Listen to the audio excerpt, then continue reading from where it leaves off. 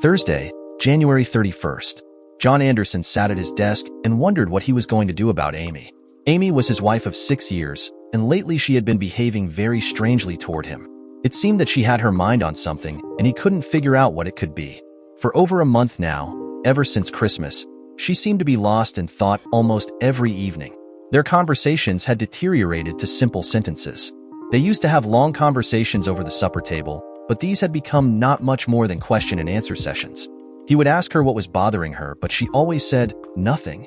He knew there was definitely something different about her, and the way she was treating him. He made up his mind he was going to speak with her again tonight about it, but this time he wasn't going to take nothing as an answer. As the gulf between them grew over the last several months, he had noticed that it had begun to affect their sex life. They had always been active in that regard, enjoying each other almost every night. Lately, though, it seemed that once a week had become the norm, and for the last 2 weeks their sex life had been non-existent. While he had tried to get Amy interested, she had given him several excuses, most recently last night when she complained of being too tired. Considering they were both only 30 years old and were both very fit, he found that hard to believe. For the last 5 months, Amy had been taking an evening art course at the local university. These classes were held on Monday and Wednesday evenings, and he had noticed that they seemed to be lasting longer lately. On several other evenings over the last month, she had said she needed to work on her paintings and had been gone for several hours each time. Fortunately, his work didn't conflict with her hours at the university, and he'd been able to care for their 1-year-old daughter Amanda while Amy was away at class. John sat back in his chair and closed his eyes. He thought back over the years since he and Amy had graduated from the university, he with a degree in business and she with a general arts degree. He'd used a small inheritance to open his own printing shop, as he could see a need for such a business in Elmville. It was doing moderately well, and for a while Amy had worked at it with him. It had not been her real interest, though, as she preferred to paint or sketch. They had built her a studio in one of the spare bedrooms of their house, and she had filled it with her work and equipment. When she felt she needed to expand her experience as an artist, he had suggested she enroll in some of the evening courses at the university. It seemed to work out quite well for her, as he could see new subject matter and mediums in her work. She had begun using pastels recently, and he knew her work had a new air about it. Her skills had markedly improved. He could never really seriously discuss her art with her, as he really wasn't into it like she was. While he could appreciate her results, he couldn't carry on a conversation with her about techniques or styles of painting.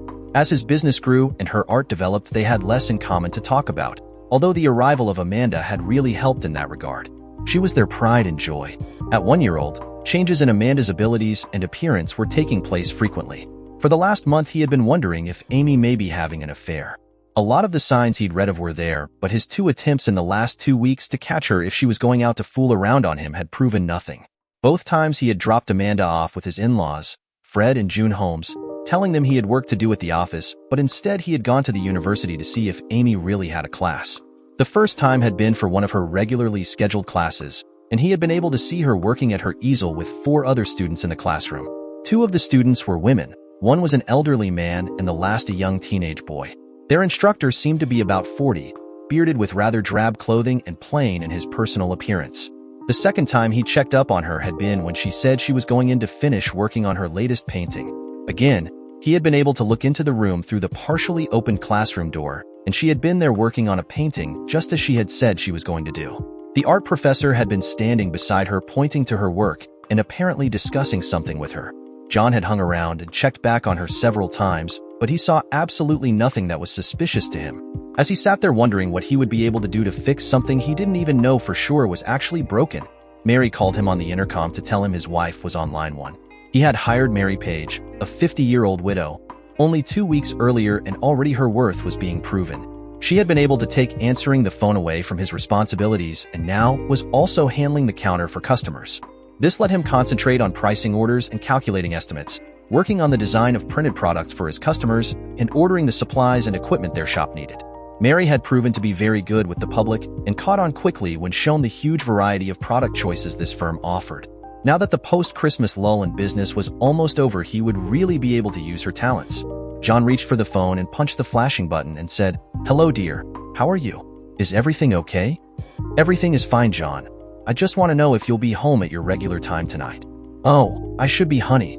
Everything is under control here, especially now that I have Mary working the office for me." "That's good, John. I need to talk to you." I'll see you at 5:15 then.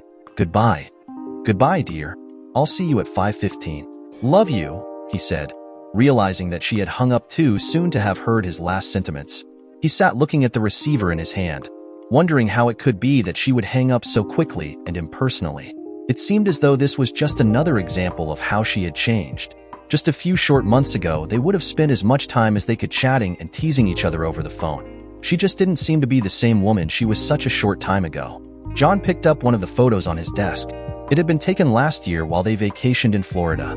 They had been on the beach and had asked a lifeguard to take their picture. They had stood with arms around each other, Amy with her head on his shoulder.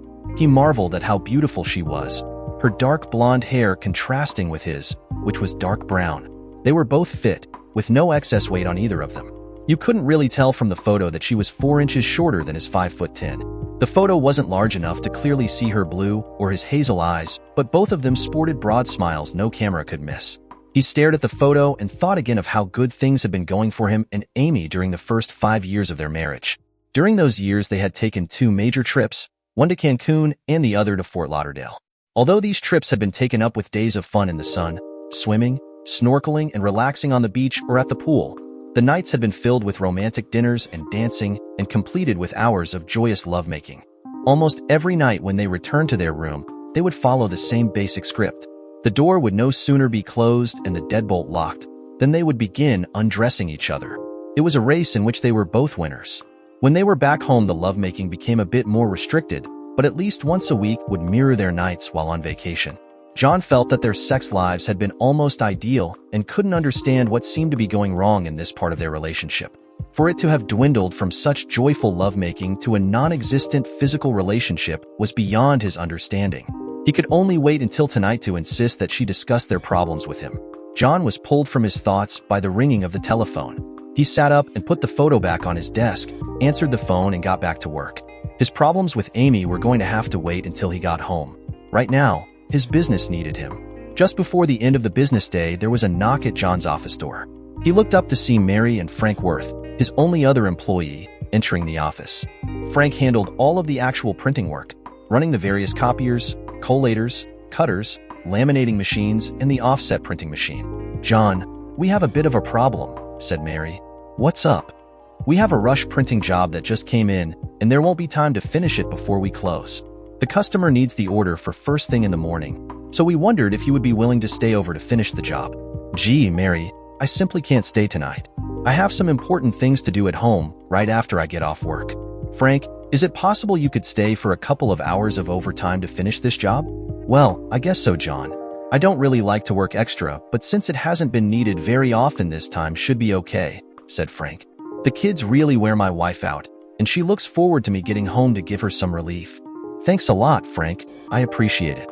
John cleared the remaining jobs from his desk, putting several files into his briefcase. It was 10 to 5, and if he left now, he actually would be home a few minutes early. He was very anxious to talk to Amy and get their problems sorted out, and as he rushed out the door, called out a hurried goodbye to Mary and Frank. He pulled into his driveway at 5 o'clock, grabbed his briefcase, and entered the door to the kitchen from the garage. As they entered the kitchen, he saw that Amy was standing at the sink, staring out the kitchen window. She turned toward him as he set his briefcase down and walked toward her. "Hi, honey. I managed to get away a little early." As he reached Amy, he put his arms around her and leaned forward to give her a kiss. As he did this, she turned her head so that his lips found her cheek instead of her lips.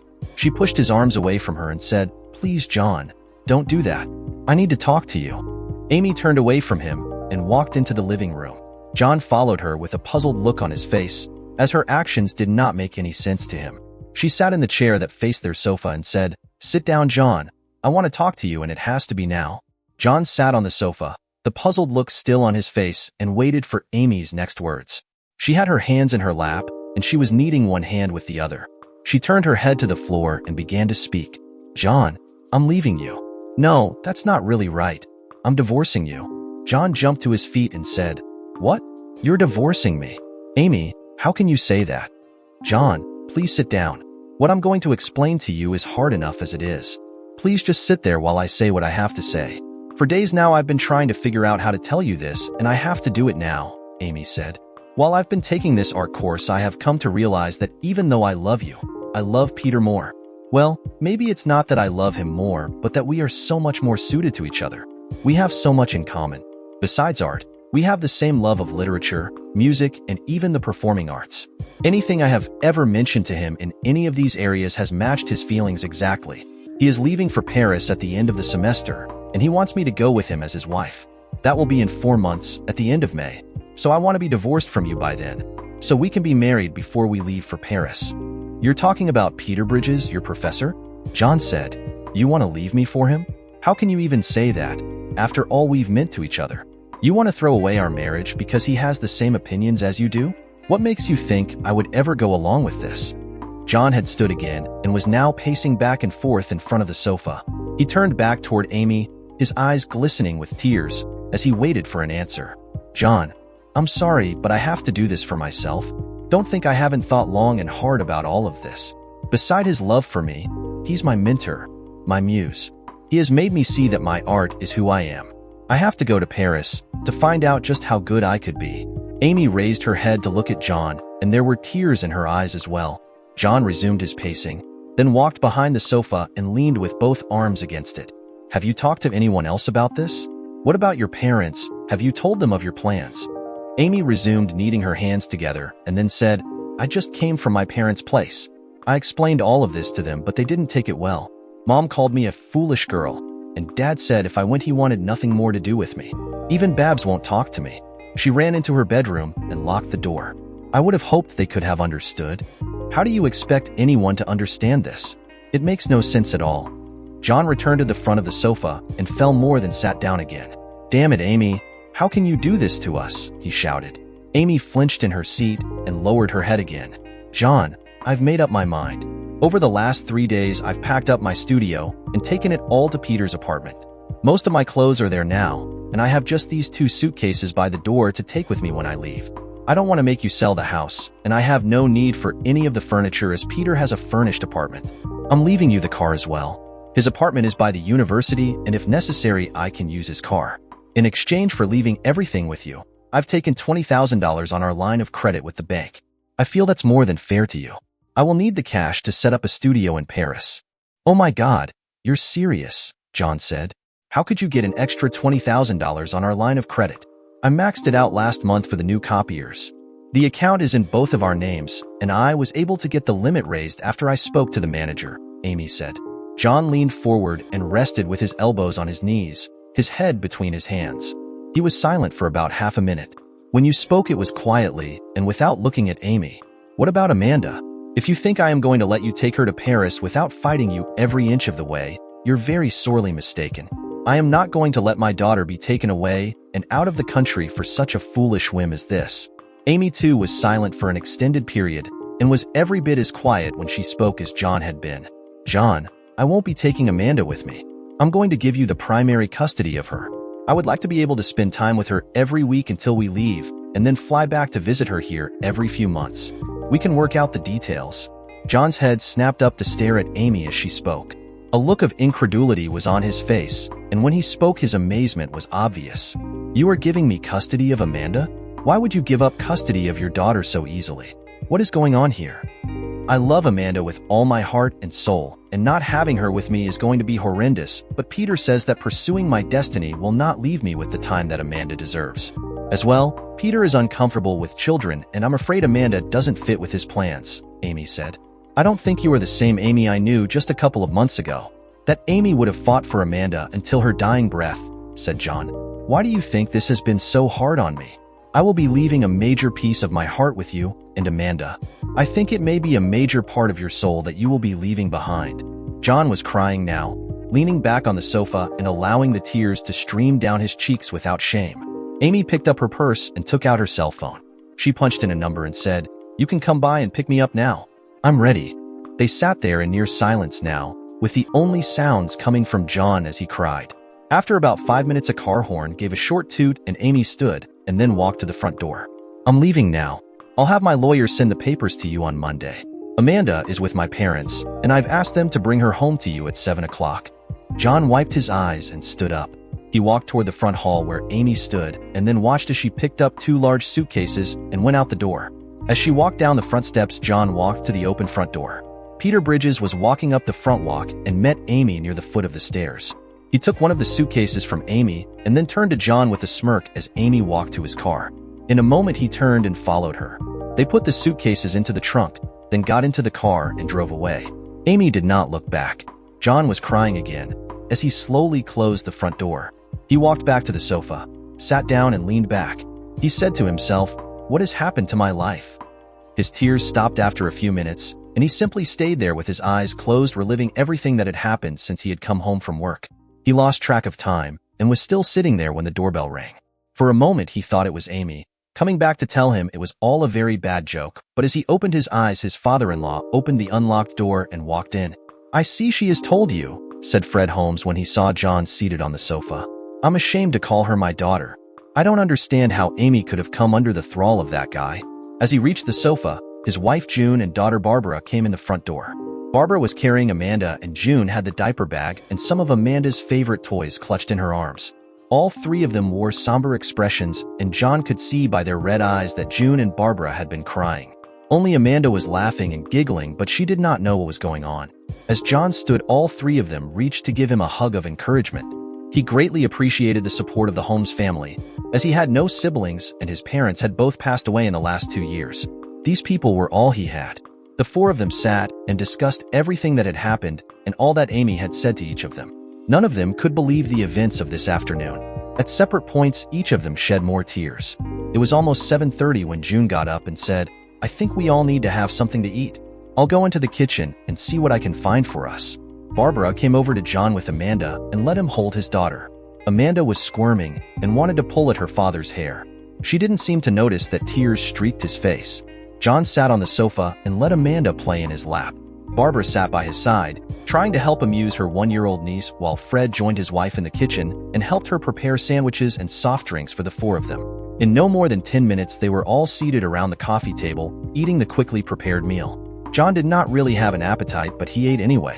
As he sat there, he looked around at the Holmes family. Fred and June were both in their late 50s with a bit of gray in their brown hair. Both had retired within the last year, Fred from a management job at the bank and June from teaching. Both were fit for their age and spent most of their time gardening and golfing, with a few weekend trips in their motorhome when they could get away. Barbara was 16 now, with a couple of years of high school left to complete. She had her light brown hair tied up in a ponytail, and when she smiled, it was obvious that she had been blessed with a full set of braces on her teeth. John knew that she was quite self-conscious of these braces and noticed that she rarely smiled so that her braces would show, but instead gave small smiles with her lips closed. He knew she would become a beauty as she got older because she already possessed much of the natural good looks of the Holmes women. After they ate, the whole group sat quietly around the coffee table. Amanda was crawling around between John and Barbara, but finally crawled to the edge of the coffee table, and after 2 failed attempts managed to stand and hold the edge of it.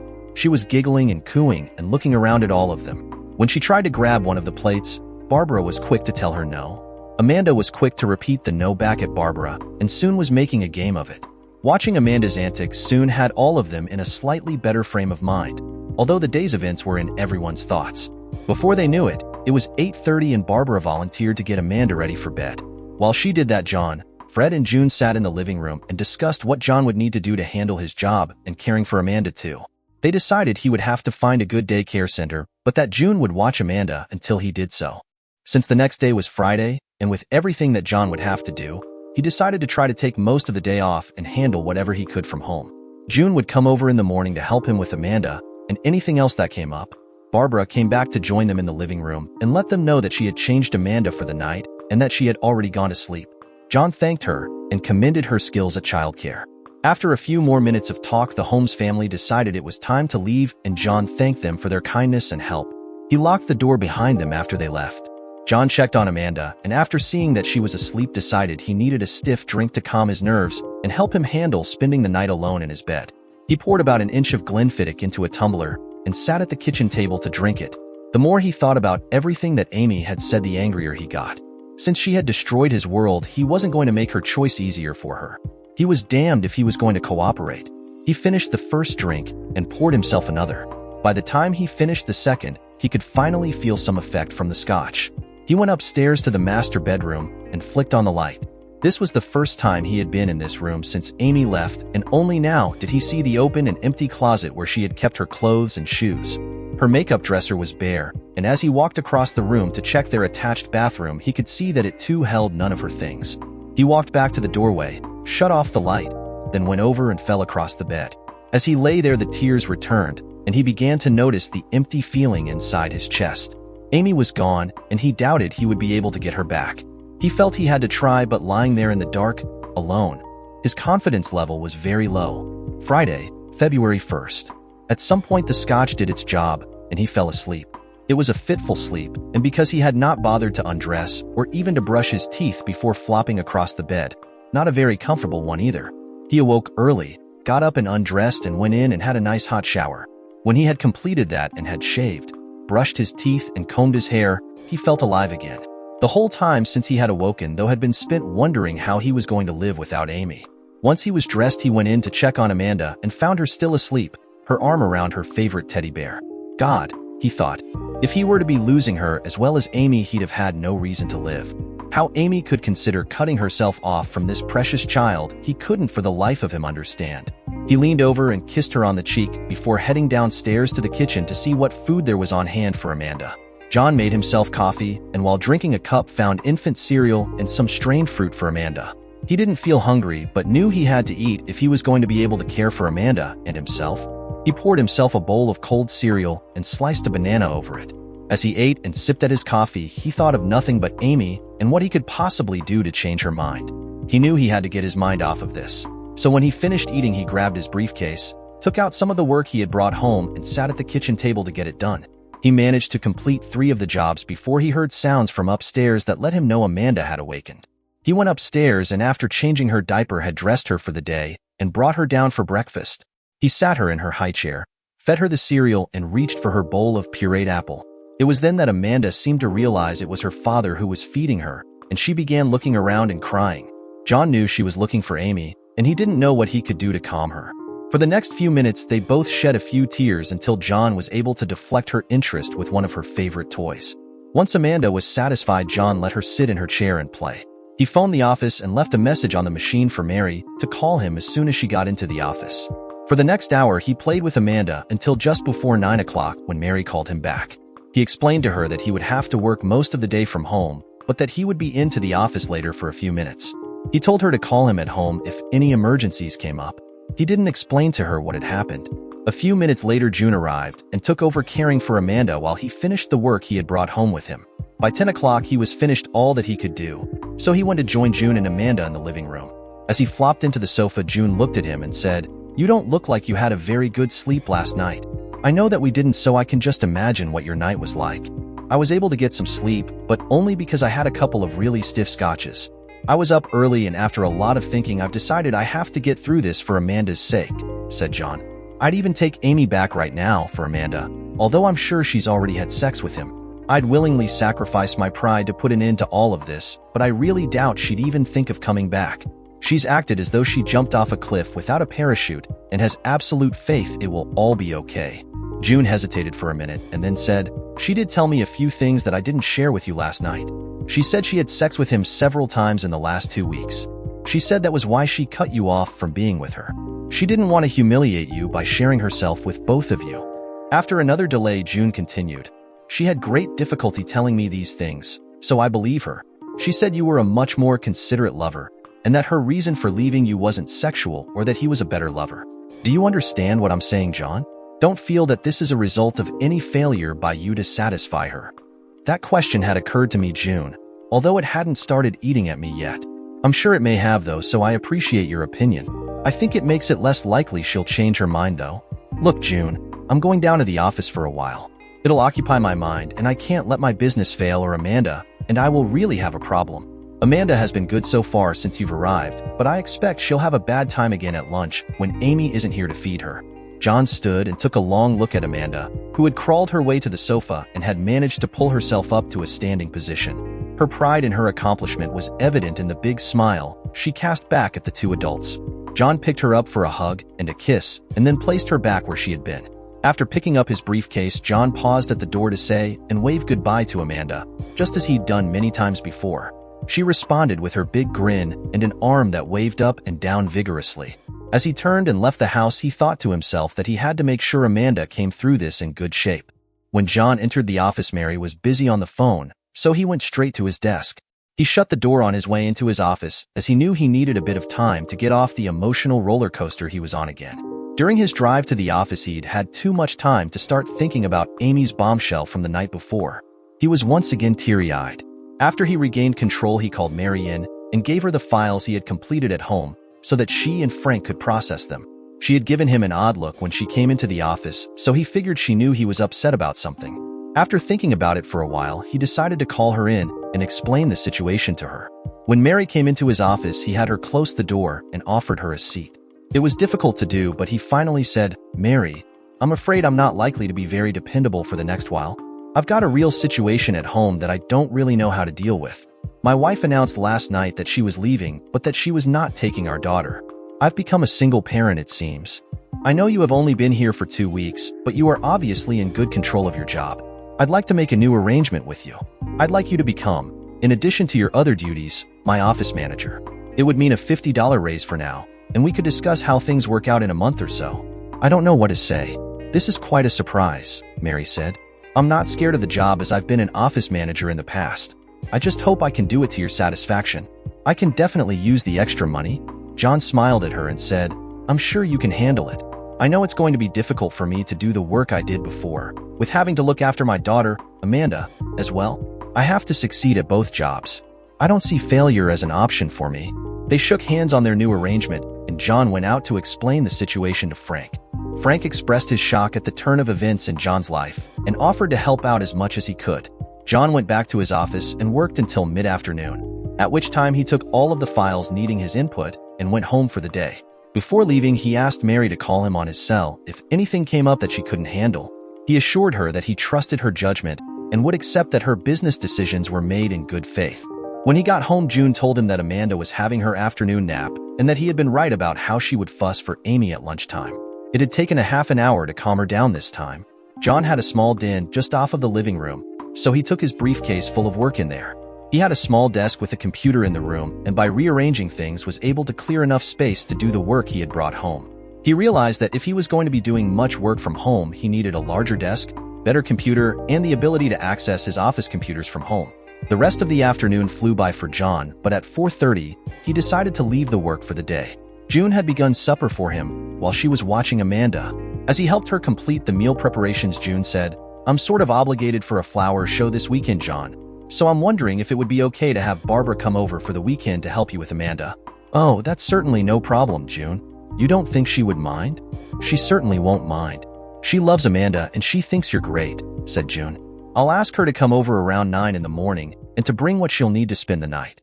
That way we won't have to run her back and forth." Once June left, John fed Amanda and himself. Amanda's behavior was the same as it had been in the morning, crying and looking around for her mother. Again, John was able to distract her. Their evening was quiet, and before putting Amanda to bed for the evening, John had given her a bath. Again, she cried for her mother. Once she was asleep, he poured himself a stiff scotch and sat in the living room to drink it. The whole time he sat there, his mind was on Amy and everything that had happened. It was midnight before he went to bed. Monday, February 4th. John arose early on Monday morning, and as he had his coffee, he thought back to the events of the weekend. Barbara had arrived early Saturday morning with a small suitcase, and he'd shown her the guest bedroom she could use. It was across the hall from Amanda's room and beside the bathroom. He told her she could have full use of that bathroom, as he had one for himself, accessible only from the master bedroom. When Amanda awoke, Barbara enthusiastically took over her care, dressing, and feeding her. John decided he needed to improve his den for office use, so he spent most of the day acquiring a desk, top-of-the-line computer, and other office necessities. He removed the old equipment from the den, along with several chairs and other furniture, until it resembled an office. He arranged for the hardware and software necessary to connect to the office computer system to be installed on Tuesday. By noon on Sunday, he had done everything that needed doing for work, so he was able to spend the rest of the day with Amanda and Barbara. They went to the park and spent the afternoon walking along the pathways with Amanda in her stroller. It had been an enjoyable time that allowed John to forget his other problems. Twice on the weekend, Amanda had a major tantrum over the absence of her mother. Barbara had been able to get her under control though, and by keeping Amanda busy, she kept the episodes to a minimum. June had picked up Barbara on Sunday evening and said she'd be back Monday morning so that John could go back to work. She arrived at 8:30 while Amanda was still sleeping and John left for the office. John was busy all morning, but at 11 o'clock was interrupted by Mary, who brought a courier's envelope into him. She had seen who the sender was and gave John a concerned look as she passed him the envelope. The name of a legal firm was in the upper left-hand corner.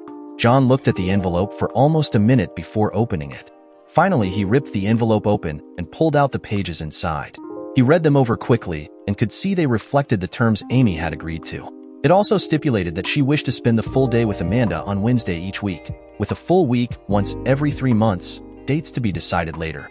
After rereading the pages carefully, John placed them in his briefcase. He knew he should contact his lawyer, but had no heart for doing that today. Already he dreaded Wednesday when he would again see Amy in person. Having been without her for a few days, he missed her terribly, and he knew that when she left the house on Wednesday, it would be like she was leaving him all over again. The rest of Monday and Tuesday sped by. On Wednesday morning, John arose earlier than ever, as he wanted to be sure he could leave as soon as Amy arrived. At 8:30, the front doorbell rang, and he braced himself as he answered the door. Amy was facing the street as he opened the door, so he simply said, "Come in. Amanda is still asleep. I'll be going now." He turned and walked back to the kitchen, picked up his briefcase, and went out the side door to the garage. He was relieved he hadn't had to have a conversation with Amy, as he was sure he would have broken down in front of her.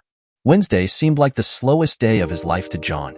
All he could think of was that Amy was there, and here he was, hiding in his office, trying to think of ways to avoid her when he returned home. The hole she had ripped in his heart had reopened this morning, and he could hardly stand it. Twice the tears had started, and he began to wonder if he should be considering counseling for what he was beginning to think was a serious state of depression. Finally, at 4:30, he decided what to do and phoned the house. When Amy answered, he said, "I will be there right around 5 o'clock. I think it would be best if when I come in the side door, you just leave by the front. I don't think I really feel up to dealing with you in person today." Amy's only reply was, "All right." John's arrival at home played out exactly as he had asked. Amanda's playpen had been set up in the living room, and she was in it when he got there. He had heard Amy closing the front door as he had closed the side door. Through the living room window, he could see her walk to a car parked on the street and drive away. Supper for John and Amanda did not go well. After cooking himself a meal he had been unable to eat. Amanda had eaten all that he had fed her, but as her meal was completed, she again began crying and looking for her mother. This was the most upsetting episode yet for John, as nothing seemed to console Amanda. Her crying continued until she began having difficulty catching her breath. John had been holding her and rocking her the whole time and was quite upset by the effects on Amanda. When he finally got her calmed down, he gave her a bath and got her to bed. He sat with her until she fell asleep. His nightly ritual of a glass of scotch combined with several hours of thought was repeated again this night. This time it was almost 1:30 before he headed for bed, but he had decided what he had to do for both his and Amanda's sake. He would contact his lawyer in the morning. Thursday morning he phoned his lawyer and was able to get an afternoon appointment. He took the envelope from Amy's lawyer with him and shortly after 2 o'clock handed the pages to his lawyer, Bob Taylor. Bob read them over and said, "Well, it looks like this is pretty cut and dried. I don't believe there is anything here you need to argue about, as she has asked for nowhere near the 50% she would normally get. She's not asking for personal support, and by leaving Amanda with you, there is no child support issue." "I realize that," said John. "I've decided, though, that there are changes I'm going to insist on if she wishes this divorce to proceed quickly. Yesterday was the first visit she had with our daughter, and the emotional turmoil that visit caused Amanda and myself is something I don't want to repeat every week until she leaves. It will be even worse if she comes back every 3 months and wants to spend a full week with Amanda. Therefore, I'm asking you to send her lawyer a letter as follows. She is to give up all parental rights to Amanda. She is not to see her again before she leaves the country. She is not to return periodically expecting to see Amanda. She is not to contact me personally ever again. And she is to sign a legally enforceable agreement to stay at least 500 feet from Amanda or myself. I want it emphasized that I will fight her application for divorce for as long as I can if she fails to agree to my terms," said John. Bob looked at John with incredulity. "You can't expect that she is going to sign off on those conditions, do you?" "She will if she wants a divorce within 4 months," said John with determination. "Well, I'll prepare a letter this afternoon and have it delivered by courier in the morning, but don't say I didn't warn you." With all of the favorable terms she has already given you, I can't believe these demands will be accepted. You may be right, but we'll see. I'm serious about this.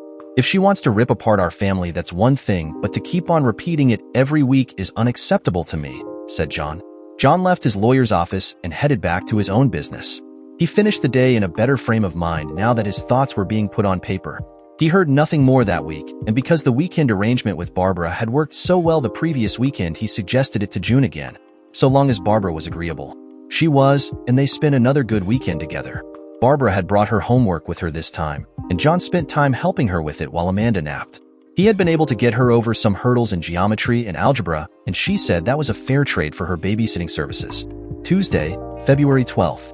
The week had begun routinely for John, at least with respect to the new routine he had developed. He had been able to spend parts of the previous day working from home, using the new computer network from home to office. Mary was doing well as his office manager and had rarely been forced to call him at home. Some questions had been answered by email between the two of them, and he had been able to send and receive estimates and orders. The pace of work in his business had picked up, and all three of them were busy each day. Just before noon, John received a call from Bob Taylor, asking him to come in for a meeting at 2 p.m. When John walked into Bob's office, his lawyer had a smile on his face and said, "Well, I don't know quite how you manage this, but she has agreed to all of your terms. I don't think in all of my years as a lawyer I've seen a party to a divorce agrees so quickly to such serious terms. Her lawyer has told me all of the signed documents will be here later today, so assuming that takes place, I guess we should have you sign your agreement to everything. I will forward your signed copies to her lawyer when we receive everything from them." As I said, I'm shocked at her agreement, but the reasons behind it are not for me to comment on. John signed wherever Bob indicated and was able to get out of his office in only half an hour. He too felt shocked by Amy's agreement, but at the same time he was greatly relieved. Maybe now he and Amanda could get on with their lives and get away from the emotional roller coaster. He left early from the office after telling Mary he would work from home for the rest of the day and would try to see how well he could work from home for the rest of the week. Working from home for the remainder of Tuesday went smoothly. The next 3 days, however, did not. He had told June that he would try to handle things on his own, but he quickly found that the conflict between Amanda and his work was more than he expected. It seemed that whenever he got busy with a file, Amanda had at that moment decided to fall and bump her head, or needed changing, or was hungry. Tasks requiring a lot of attention could not be easily left for later. He realized he would have to come up with another plan.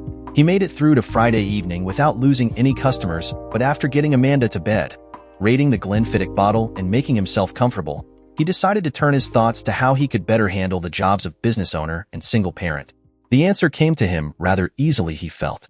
To make it all work, he had to visit his in-laws on the weekend and see what they would think of his idea. He went to bed in a better frame of mind than on previous days. On Saturday morning, after he and Amanda were fed, he phoned June to see if they would be busy in the afternoon. When told that they had nothing planned, he told them that he and Amanda would be over around 2 o'clock. Since June had not seen Amanda for several days, she invited them to stay for supper, and John readily agreed. When John arrived at 2 o'clock, Barbara met them at the door and immediately took charge of Amanda. John smiled to himself when he saw that, as it fit well with what he was going to suggest to this family. He joined Fred and June in the living room and accepted the offer of a cold beer. When they were all comfortable, he began to tell them what had transpired over the last few days. Both Fred and June were shocked and upset to hear that Amy had relinquished all of her parental rights and would no longer attempt to see Amanda or John. Both of them felt that was very unlike Amy. John agreed, but explained to them why he had felt he had to insist on these terms. In the end, they understood his point and agreed it was for the best. "Now," said John, "comes the real reason for me wanting to talk with you this afternoon. I discovered on Thursday and Friday that there is no way I will be able to run a business and care for Amanda full-time as well. One or the other is going to suffer. I cannot afford to lose my business, and Amanda deserves a good upbringing. I've considered daycare, and if what I am going to suggest to you is not of interest to you, that is what I will pursue.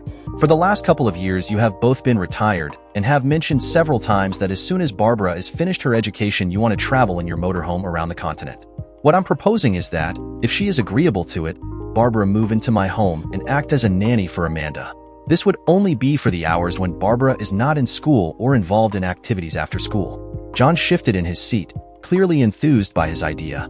"I would begin working from home during the day, but only handling emergencies that required immediate attention. The rest of my time would be devoted to Amanda. I believe my staff can handle almost all of the normal workday situations. After Barbara finishes her school day, she would care for Amanda, and I would leave for my office, where I would work during the afternoon and evening doing the jobs that required my personal attention. My business has been picking up in the last 2 weeks to the point that I've had to have the printer I've hired work overtime on several evenings, something he really doesn't want to do. I would be able to handle those jobs as well, and if my business should continue to grow, by working evenings myself, I could probably forestall the need to hire a second person to do the print work. The cost that I would save would easily allow me to pay Barbara as a nanny. John continued, weekends might require some time from Barbara, but I would pay for that over and above her weekly wage. Hopefully she would be able to handle her homework and her work as a nanny, and in situations such as pending exams I would pay for a sitter for Amanda as necessary. While Barbara would be staying in my home, you too would be able to begin to do the traveling you have been waiting for. Naturally, you will have to think it over and discuss it, so don't answer me right now unless you can see it is of absolutely no interest to you. I don't like to put any pressure on you, though in truth, I will have to decide something quite soon. If you two feel it is feasible, then discuss it with Barbara to see what she thinks of the idea. June looked at Fred and said, well, it sounds pretty interesting. We have definitely been thinking about how we could get a chance to travel on an extended trip, so this has real possibilities. We'll have to let Barbara make up her own mind, but I would be shocked if she said no to the idea. She loves Amanda, and I know she gets along well with you. How about the three of us talk about it tonight after supper, and we'll call you tomorrow? They all agreed to this suggestion and didn't discuss it any further. They didn't mention it to Barbara, as John wanted just her and her parents to participate in that conversation. They had a pleasant supper, and while Amanda fussed a couple of times during the afternoon, anxious for her mother, they were able to deflect her attention. John left at 7 p.m., and he and Amanda spent a quiet Saturday night. On Sunday morning, John received the expected call from June. She let him know that Barbara had been enthusiastic about the idea and that she and Fred could see no real reason it couldn't work out as John had described. Since there was a bit of time pressure for John, Fred decided to come over on Sunday afternoon and help set up Barbara's room. When Fred arrived, John showed him the layout of the house. At the top of the stairs, John's master bedroom and bath were on the right, with Amy's former studio on the left.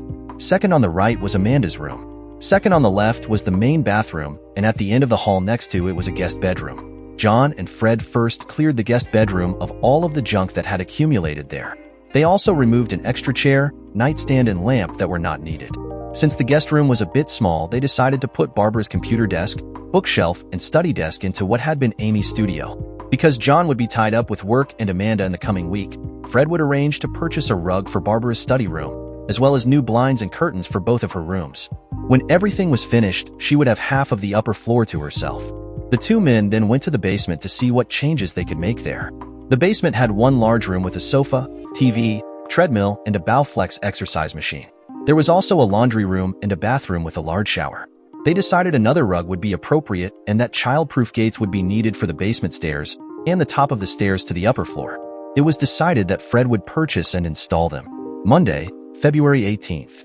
On Monday morning, John phoned Mary and explained that she should call him on his cell for any emergencies that arose and to make a list of all accounts and files that he should work on when he came in later in the day. He explained as well that any printing jobs that he could do in the evening could be left for him as long as Frank had other work to do. During that day, Mary had called twice, neither call conflicting with his duties with Amanda. Both were easily resolved. At 3 p.m., Fred, June, and Barbara arrived, along with enough of Barbara's clothes, accessories, and necessities to cover a 2-week stay. They would arrange her room, help her get settled, and watch Amanda. John thanked them, kissed Amanda goodbye, grabbed his briefcase, and left for work. When he arrived at the business, he asked Frank and Mary to meet him in his office as soon as they had a few moments to spare. When they arrived, he explained his new living arrangements and how it would affect his work with them. The new routine would see him arriving around 3 p.m., spending the next 2 hours making any phone calls or having meetings that had to be done during business hours. After the business closed at 5 p.m., he would work on the accounts and files that Mary had set aside for him. If there was printing work to do, he would do that as well, hopefully eliminating the need for Frank to work overtime. He asked them if either one of them could see a problem with that plan. There were no objections, so he asked them to carry on, but to let him know if they saw any problems. John proceeded to work on the files as necessary, making required calls and appointments. Before he knew it, it was 5 p.m. and Mary came to the office to let him know she was leaving for the day. John carried on with the work he had, stopping for a soft drink and to eat the sandwich he had prepared and brought with him. There were 2 small printing jobs for him to do, but even so, he was done by 9 p.m. He decided to make it an early night and get back to see how Barbara had made out. When he arrived home, the house was quiet. He took his briefcase to his den/office and then headed upstairs. The light was on in Barbara's study room and the door was open. He looked in and she was hard at work at her desk. A stack of school books and her binder were scattered on it, and she was sitting there engrossed in her work. She had changed to her pajamas and was sitting with one leg tucked under her. "Hello, Barbara," John said. "How is everything going?" "Oh, hi, John," she said. "Everything is great. We got all of my stuff moved in for now, and my dad got the blinds and curtains all fixed up and the rugs are both down. He said he would do the child gates in the next day or two. How was Amanda for you? Did she give you any trouble?" Barbara hesitated and said, "Well, she was fussy a couple of times. I think it was the same problem of missing her mother. Other than that, everything was fine." John looked at her stack of books and asked, "How's the homework going? Are you having any problems?" "Just the usual problems with math. Maybe you could help me with a couple of these questions later." "Okay, that's not a problem. Just let me get cleaned up and get rid of this jacket and tie," said John. Later, as John helped Barbara with her algebra, he noticed she was more comfortable with him than 2 weeks ago. She smiled without concern that her braces would show. She was still easily embarrassed, though, as her cheeks flamed crimson when his hand accidentally covered hers when reaching for a pencil. The remainder of the week went very well, and Barbara and John were able to establish some routines around the house. Each morning, John would be up first and would prepare the breakfast. Barbara would take care of making bag lunches for the two of them for later in the day and would feed Amanda while John did work in his home office. Once Barbara left for school for the day, John would take over Amanda's care. On 2 occasions, John had insufficient work to do in the evening, so he was able to come home at 6 p.m. to join Barbara for supper. She was proving to be a skilled hand in the kitchen, able to prepare a variety of meals. One night, John remained at home until he put Amanda to bed, so that Barbara could study for a test the next day. Both of these evenings, John returned to the office and worked until nearly midnight. Their first weekend under the new arrangement went well. Barbara watched Amanda while John went into the office Saturday afternoon, and John was with Amanda Saturday evening while Barbara went out with some friends. On Sunday, John invited Fred and June over for supper, and the 4 of them discussed how the week had gone. They decided things had gone well enough to proceed with making it permanent. Barbara's remaining clothes would be brought over this week, and John would arrange for temporary guardianship papers to be drawn up so that he could legally speak for Barbara's parents should the school require it or an emergency arise.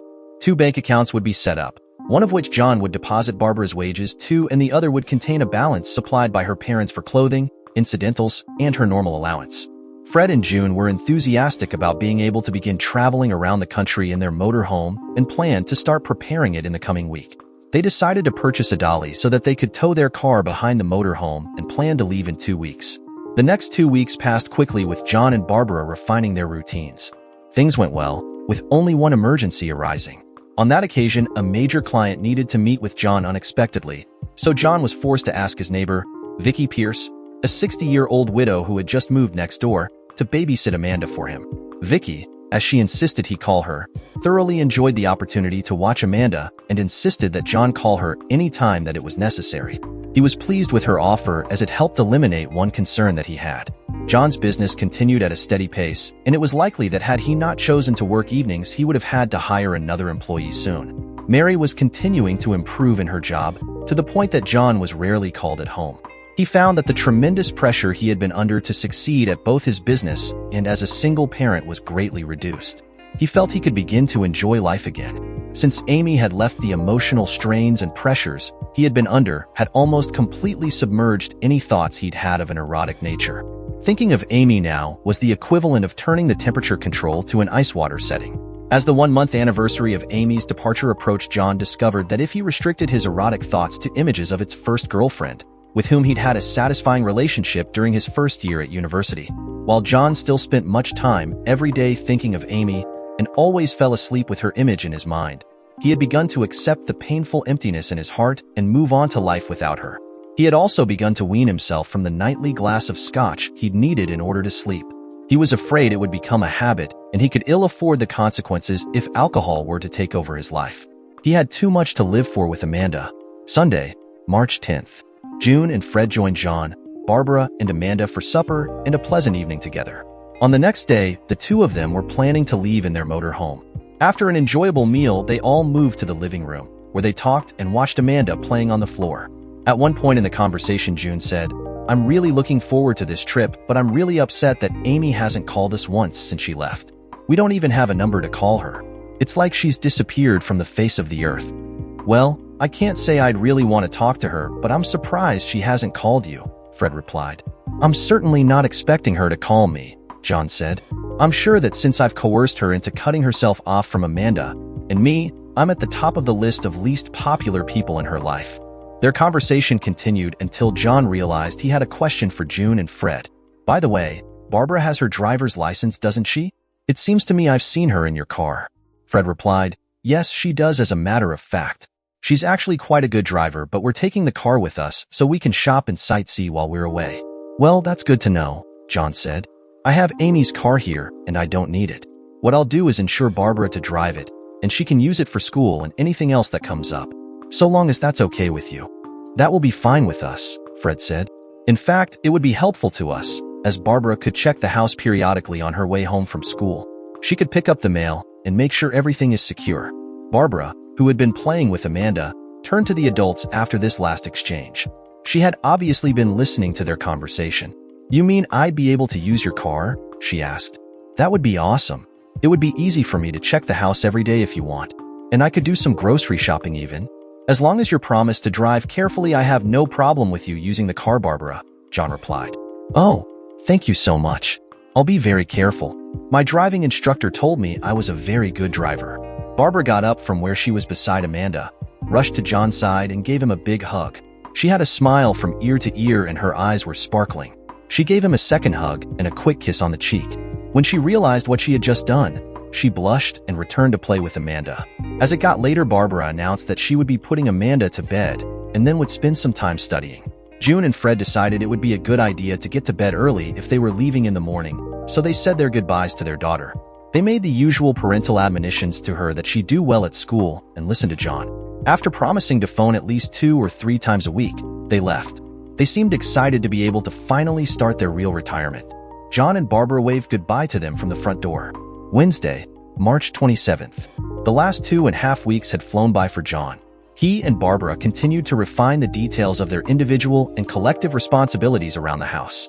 Now that she was able to use the car, besides checking on her parents' home, Barbara did most of the grocery shopping. She would generally do this on Saturdays while John tended to Amanda. On this particular morning, Barbara had slept in, as she knew her morning classes had been canceled for a teacher's meeting. She had asked John to get Amanda up, something she now normally did. He had done so, and had just finished feeding Amanda when she began crying and looking around. John had hoped these instances of missing her mother would stop eventually. Amanda continued to fuss, however. It happened that at that point Barbara came downstairs, still in her pajamas, to have her breakfast. As soon as Amanda saw Barbara, her tears and crying had stopped. John noticed that immediately and said, Barbara, she was fussing because you weren't here. I guess both of us are on the way to being able to live without Amy. You had better not decide to move back home right away, John said, half in jest. Not a chance, Barbara said. I'm enjoying caring for Amanda and living here with you too. She smiled at John, picked up Amanda and went upstairs. Thursday, April 4th. It was just after 10 a.m. and John had just completed reading a picture book to Amanda. She was now seated in her high chair in the kitchen, scribbling on a piece of paper with a crayon. John was having a cup of coffee when the front doorbell rang. John confirmed that Amanda was firmly belted into the seat before he headed to the door. He could see the side of a woman's head through the small window in the front door. He opened the door to see Lynn Cameron, a longtime friend of Amy's, standing there. Well, hi Lynn. I haven't seen you in a long time. Hello, John. I thought I'd stop and see if you have any coffee on. Your office told me you work from home during the day. Sure, come on in. I have a fresh pot just waiting for you, he laughed. Lynn walked into the kitchen with John and seated herself at the table. Lynn was Amy's age and height with long black hair and dark eyes. She was employed as a real estate agent. As usual, she was wearing a sweater, this time a white one that clung to every curve. She had taken off her jacket before sitting and was now leaning back in her chair as though to enhance her obvious attributes. John poured her a cup of coffee and sat down opposite Lynn. So Lynn, what brings you by here today? I'm sure it's not just the coffee. Well, no, that wasn't the only thing. I've been speaking on the phone a lot with Amy, and she asked me to drop in. She knows she's not to contact you, but she hoped I could stand in her place. Well, I'm not really interested in talking about Amy with you. We've been doing our best to get over her, and now that we're having some success, I don't want to pull the scabs off those wounds. I understand, John, Lynn said. Amy has told me that while the terms you insisted on really upset her at the time, she has thought a lot about it and realizes now that it's for the best. She's not asking me to reopen that issue with you. What she would like is for me to take a few photos of Amanda for her. I hope that will be all right with you. Photos are not a problem, Lynn. I can understand she would want to see pictures of her. Isn't she afraid seeing them will bother her? Not that I should worry about her. I'm just curious. I asked her the same thing, John. She knows seeing Amanda and how she's changing will likely upset her, but she says she just has to see her. I've brought my digital camera and will take a few pictures while I have my coffee. She pulled out her camera and snapped a couple of photos of Amanda as she drew lines on the paper. After setting down the camera, Lynn said, I've had a lot of long conversations with Amy, both before she left you and since. I have to tell you that I told her I thought she was wrong in her decision. I told her she had the kind of family most women dream of. I know if my ex had been like you, I would never have divorced him. Thanks for the vote of confidence, John said. She's made her choices now, and all I can do is try to live with them. It has been terribly difficult for me, and if it wasn't for Amanda and my business keeping me busy, I don't know what I would have done. That's something that has been bugging me, Lynn said. How are you managing to run your business and raise Amanda too? Well, John replied, the first few days were difficult and I had Amy's mother babysitting for me. Now I have hired a nanny for Amanda and she takes care of her while I'm occupied. Oh, that sounds like a good idea. I hadn't thought of that, Lynn said. Who did you get as a nanny? Her name is Barbara and she's a... John was interrupted by the ringing of Lynn's cell phone and waited for her to answer it. From hearing her side of the conversation, John realized Lynn had forgotten she had a hair appointment that she had made. It was 10:30 now, and her hairdresser had called to find out where she was, as the appointment was for 10:15. I'm sorry, John, Lynn said. I'm going to have to go. I'll take a few more photos and head out for my appointment. How about you hold her for a couple of them, as I already have a few of her coloring? John did as she asked, and within a minute Lynn was heading for the door. As she left, she said, I'll let Amy know about you getting the nanny, as I'm sure she was a bit curious about how you were managing. If you don't mind, I'll drop in from time to time and get more photos. Wednesday, May 1st. Barbara's parents had returned from their first extended trip on the previous weekend. John and Barbara invited them over for supper, and they had come over early enough that they had been able to share photos and stories of their trip. During their trip, they had met another couple of a like mind to them and hoped to do more traveling with them. Their new friends were already committed to a tour of the Northeast states and the east coast of Canada and planned on leaving on the 15th of May, and Fred and June were hoping to leave then to meet them. They were quite anxious to hear how things had gone for John and Barbara while they were away. They were pleased to hear that everything was working out just fine. John told them that, while his business was picking up, he still had at least 2 evenings a week when he was able to come home and have supper with Barbara and Amanda or help Barbara with schoolwork. She had been doing well in school, as the tests she had shown her parents proved. Amanda was adapting very well to having Barbara in her life and had started taking a few tentative steps. She had started to speak and referred to her father as Dada and to Barbara as Baba. Her grandparents were thrilled by the news. Barbara had an important announcement for her parents. As they sat in the living room, she said, "Guess what? My orthodontist told me at my appointment last week that I can get these braces taken off in June. Isn't that wonderful news?" They all congratulated her because she hadn't shared this news with John yet. She had been planning to surprise them all. She also told them that she had made up her mind on what type of career she wanted to pursue. She had decided to become a graphic designer. When her mother asked her what prompted that decision, she said she had heard John mention that there was a need for such people. He had been talking to a client, but after hearing the term, Barbara had checked into what type of career this would be. After having researched it, Barbara had decided it sounded like something she would be interested in doing. They congratulated her on having made a career choice, but told her to keep her options open until she finished high school. She still had a year to go, so other career possibilities had to be considered. She agreed to keep her mind open on the subject. At that point, John had spoken up and said, "You know, my business may someday need a graphic designer. Right now I contract out some of that work." Barbara then said, "Maybe I could work for you someday," and smiled. Later, John told Barbara's parents that Amy had sent her friend over to get pictures of Amanda, and they all agreed that was probably a good thing. He also told them that Amy had told her friend that John's decision to keep her away from Amanda was likely a good one. Fred and June still had not heard from Amy, and now felt they probably would not hear from her at all. The beginning of the week had been routine, but on Wednesday, John received a phone call that put him into turmoil. Bob Taylor called to let him know that his divorce papers had returned from the court and everything would be final in 3 weeks. This news upset John more than I thought it would. That afternoon, while Amanda slept, instead of using the time to do office work, John lay down on his bed and stared at the ceiling, his thoughts on Amy. The pain in his chest was back. Later in the afternoon, as he was getting ready to leave for the office, Lynn phoned to see if it would be all right to drop in the next afternoon to take some pictures. John asked her to hold off until the next week as he wasn't prepared to deal with anything associated with Amy right then. They agreed on the following Tuesday afternoon, Monday, May 27th. This day proved to be the culmination of a bad month for John. The month had begun with notification that his divorce would soon be final, and on Thursday of the previous week, he'd actually received the documents proving his once-ideal marriage to Amy was over. He had gone to work that Thursday afternoon but only stayed a few hours, choosing to complete only the absolutely necessary work. He explained to Mary what was happening, and she was worried enough about his mood to call him from her home twice after she left at 5 p.m. He came home early and poured himself a stiff scotch, and then shut himself in his office. He hadn't wanted to let Barbara see how upset he was. That didn't work as Barbara had knocked on his door and then walked in, just as his tears were at their worst. Once he told her the reason for his blue mood was that his marriage was officially over. She had hugged him and told him he still had her and Amanda. Her encouragement helped him over this rough patch, but it was the news she brought on this Monday that really upset him. On her way home from school, Barbara made her usual stop at her parents' home to pick up the mail and check the house. This time there had been a message on the answering machine. When she walked in the door at John's house, she was not in her usual bubbly and happy mood. John was seated at the kitchen table, having a cup of coffee while Amanda was in her high chair, scribbling with crayons on a couple of pieces of paper.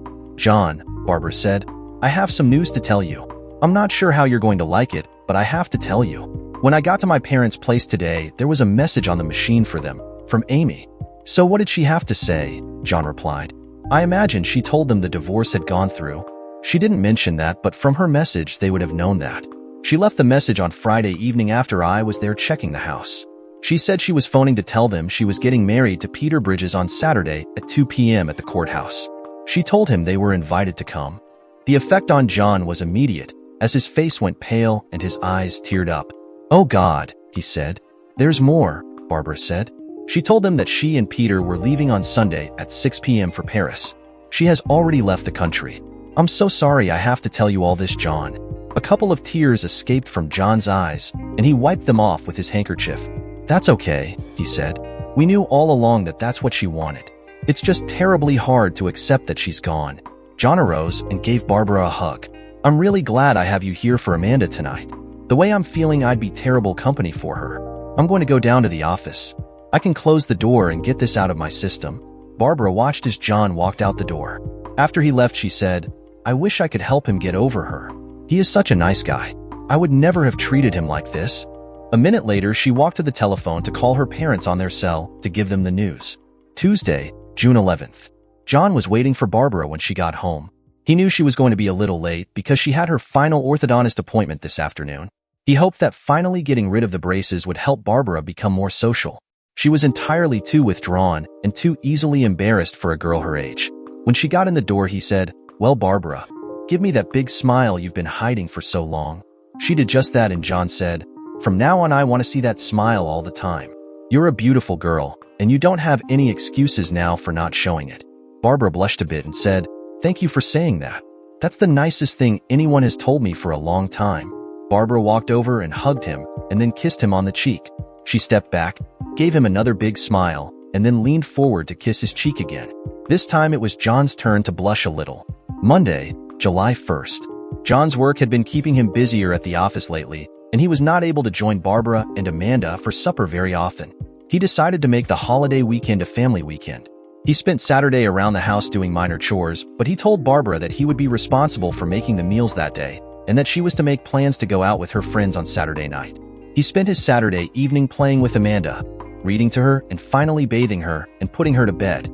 He sat with her and sang her lullabies until she fell asleep. When Barbara arrived home at 11:30, the two of them sat up watching Saturday Night Live. They both enjoyed the show. On Sunday afternoon, they went to the local zoo. Barbara brought along a friend, a girl from her former neighborhood.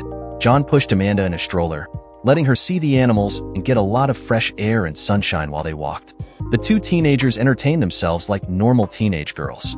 They flirted with a teenage boy who sold ice cream to the visitors, engaged in a lot of conspiratorial whispering, and spent a lot of time giggling about things that were not apparent to John.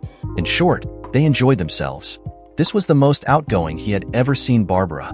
For supper, they all went to a nice family restaurant.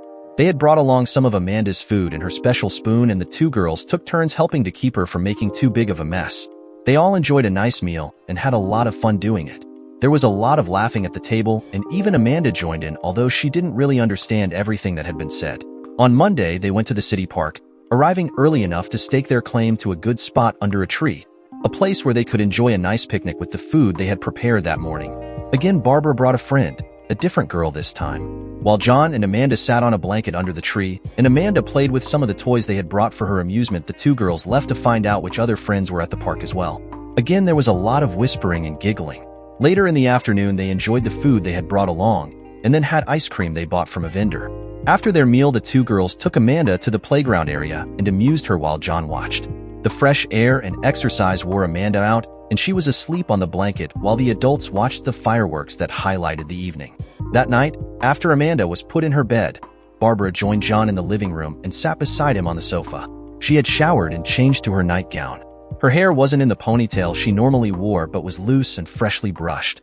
John noticed that she was looking less like a child and more like the adult she would soon become.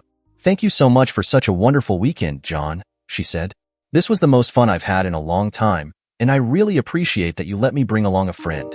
"You're very welcome, Barbara," John replied. "I've really enjoyed myself as well. It's been a long time since I've enjoyed myself that much." "Well, let's do it again," Barbara said. She got up, gave John a hug, and said, "I'm going to get to bed now. Thanks again." As she left the room, she turned and gave John a big smile and a small wave. John watched the doorway after she had disappeared for several long moments before he too got up and headed upstairs.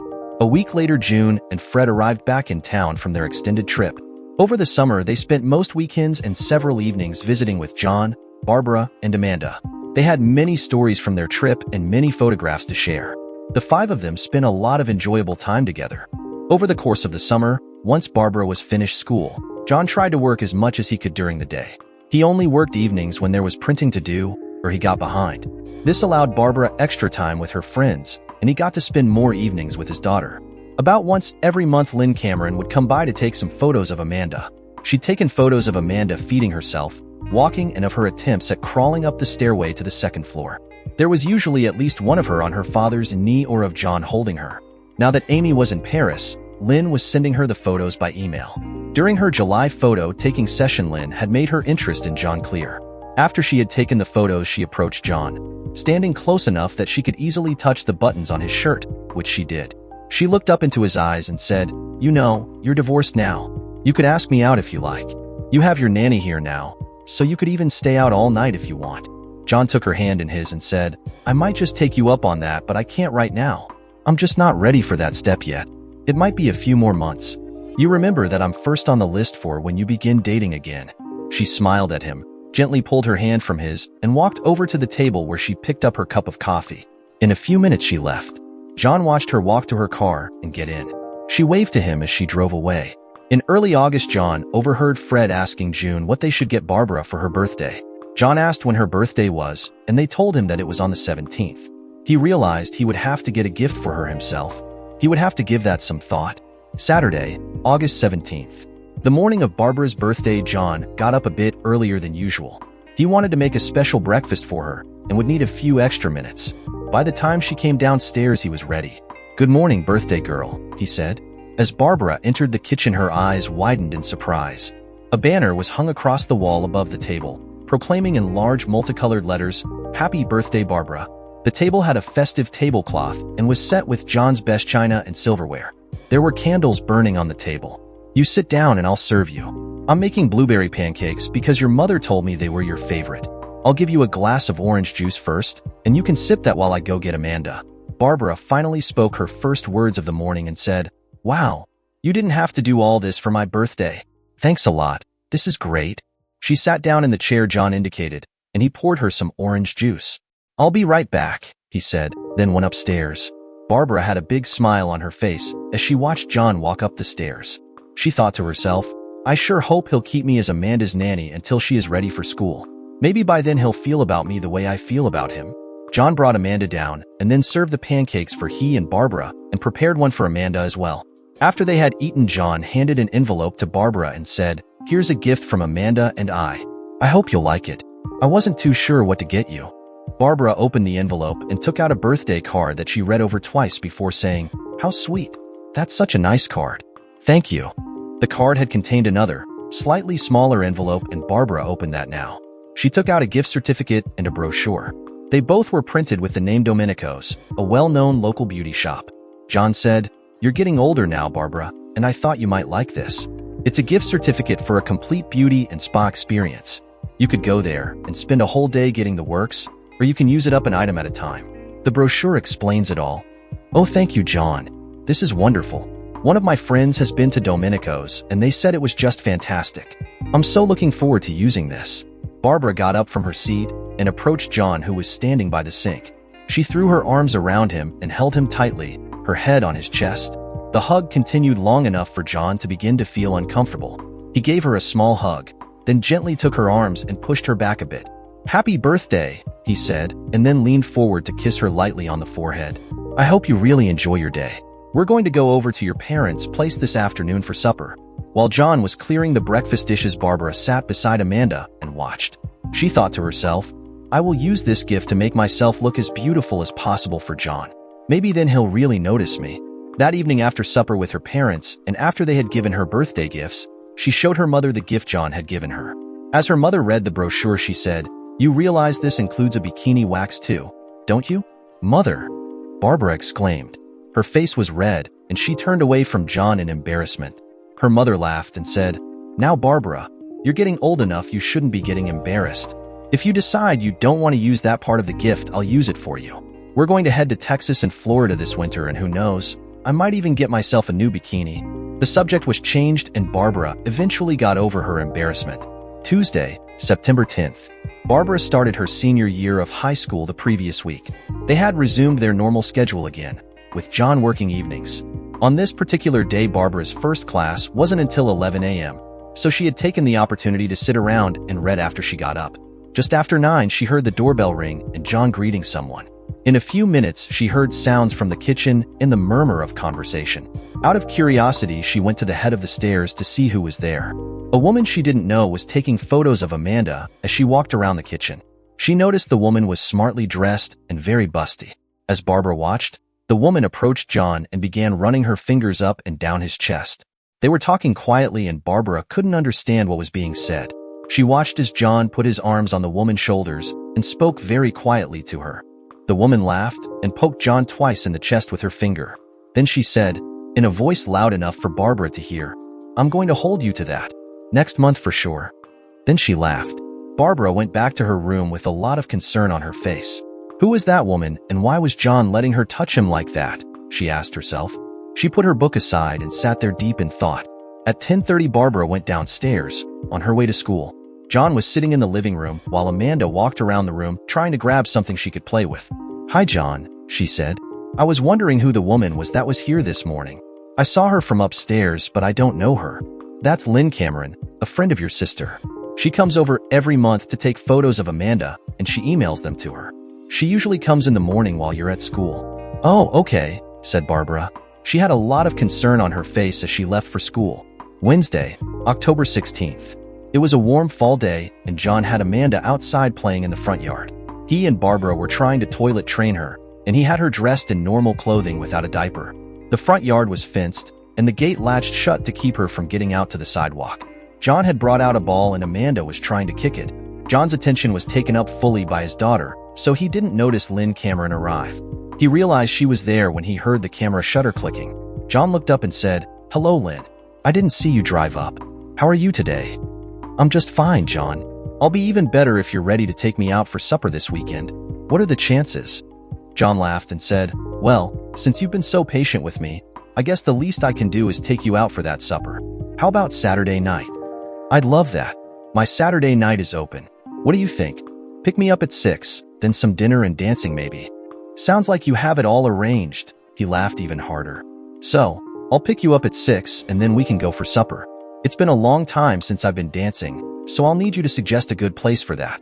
Now it was Lynn's turn to laugh, as she said, "Well, if we can't find a place for dancing, I have a lot of good CDs at home. The two of them spoke for a few more minutes, and Lynn took a few more pictures. When she left, she reminded John that he would have to make reservations for them. That night, John was able to come home for supper with Barbara and Amanda. As the three of them ate the meal she had prepared, John asked Barbara if she had plans for Saturday night. When Barbara indicated she was available Saturday night, John asked her if she could babysit Amanda, as he had a date with Lynn Cameron. John noticed that Barbara's head had jerked up with his mention of a date and that the smile had left her face. It was a moment later that she answered him. "You have a date? With Lynn? I guess I could babysit if you like." John left to return to work a few minutes later. He thanked Barbara for the nice meal, gave Amanda a kiss, and headed for the door. He didn't notice that Barbara seemed deep in thought and didn't return his goodbye as he went out the door. After John left, Barbara sat beside Amanda, and there were tears forming in her eyes. She held Amanda's hand and said, "What am I going to do, Amanda? I think your dad really likes Lynn. What if he decides to marry her?" Barbara spent a somber evening with Amanda and shed a few tears later in her room, after Amanda was asleep. She decided that if she was going to compete with Lynn, she would have to use her gift certificate to change and improve her appearance. She also decided she was going to start working out on John's exercise equipment to tone her body. While Barbara was at home feeling upset about John's plans, he was at the office whistling while he worked. He finally felt it was time to see if he could truly get over Amy. He had always thought Lynn was pretty sexy, and she'd always been pretty obvious in her interest in him, even before he and Amy had fallen apart. He phoned and made reservations at one of the better dining rooms in town, and discovered they had a dance floor as well. He had a new energy and managed to finish his work before 10 p.m. He noticed when he got home that Barbara's light was still on, so he tapped on her door when he went upstairs. When she answered, he asked if he could come in for a minute. She told him to come in, so he opened her door and stepped inside. She was seated on her bed with her back to the headboard, a book on the pillow beside her. Her eyes were just a bit red, and he realized she had been crying. "What's wrong, Barbara? Is something bothering you? You look upset. Was there something you wanted to do on Saturday night?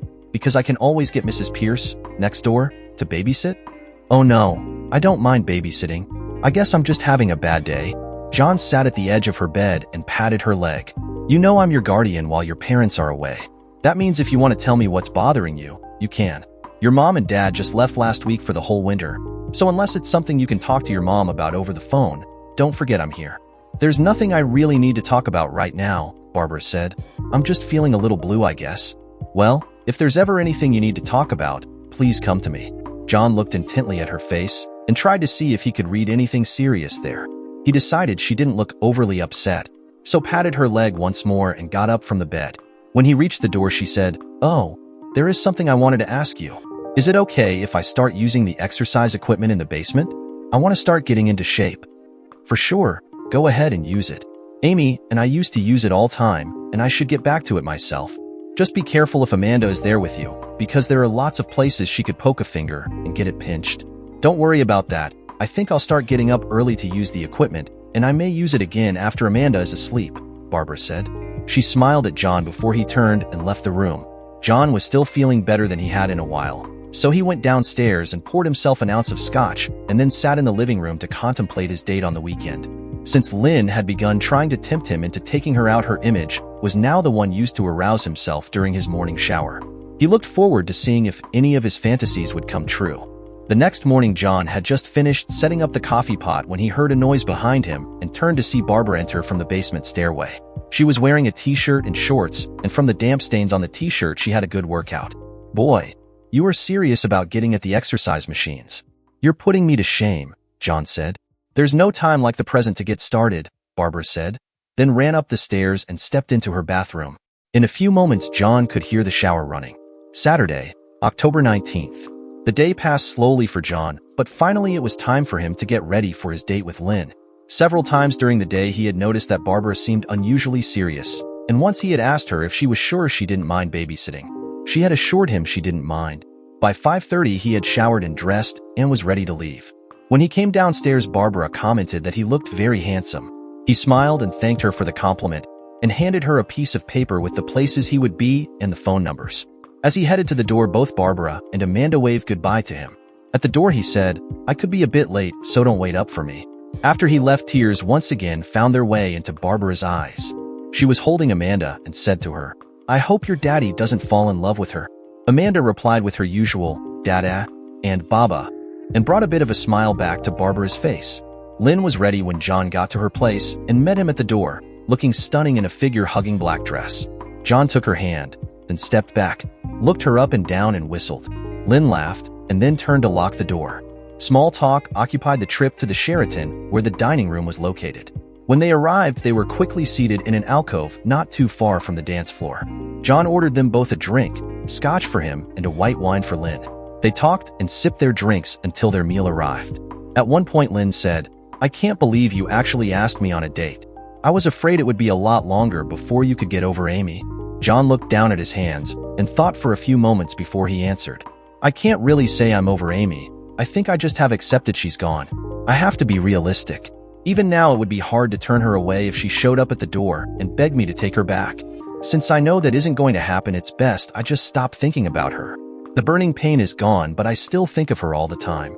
Now, what else can we talk about that doesn't involve her?" They had a fantastic meal and shared a dessert that involved a lot of whipped cream and chocolate syrup with homemade ice cream. Before they finished it, they were laughing and feeding each other spoonfuls of whipped cream. As they enjoyed an after-dinner liqueur, the band arrived, set up, and began to play. The band was very good, and it wasn't long before the two of them headed for the dance floor.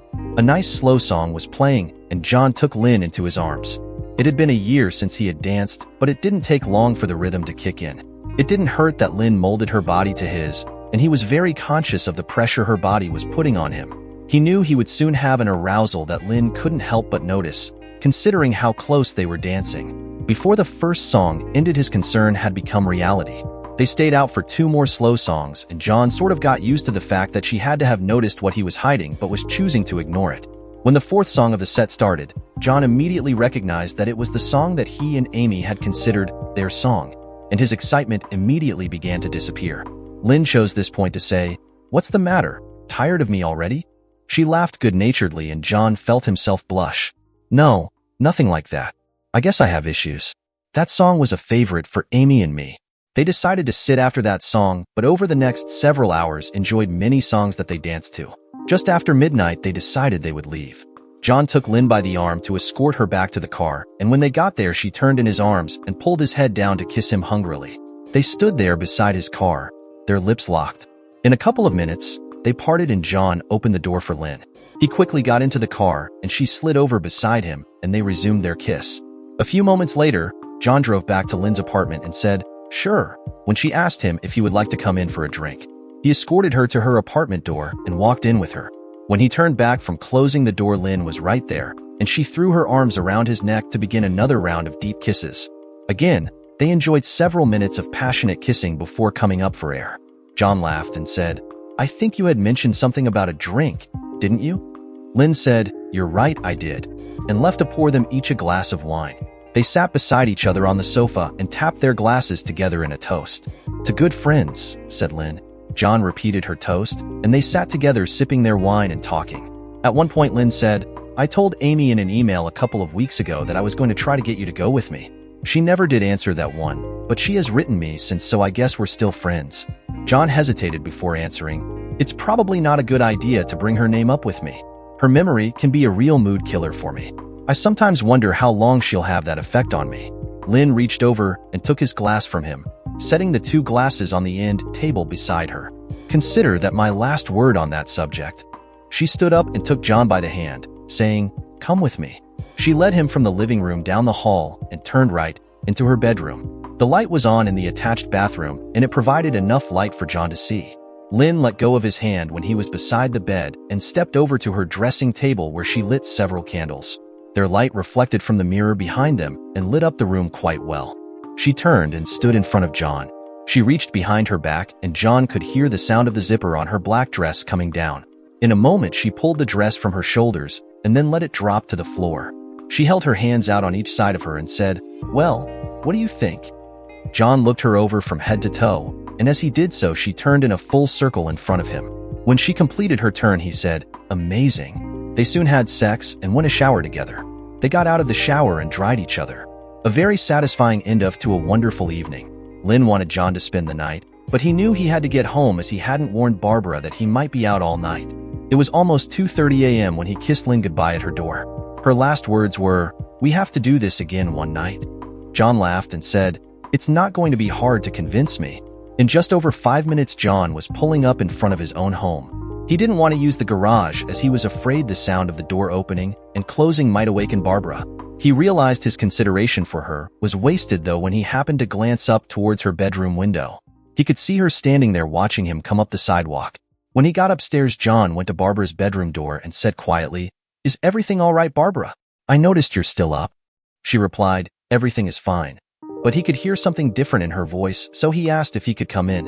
When she said yes, he opened the door and went in. Barbara turned on the bedside lamp as he entered, and he could immediately see that she had been crying. "What's wrong, Barbara? Please tell me what's upset you." Barbara didn't say anything at first, but finally asked, "Are you in love with Lynn? Is she going to be moving in here? I don't want to have to leave you and Amanda." John stared in shock at Barbara, not understanding where these questions were coming from. He said, "Barbara, I'm not in love with Lynn. We're good friends. She has her own apartment, and I certainly don't plan on moving her in with me. And for sure I have no intention of having you leave.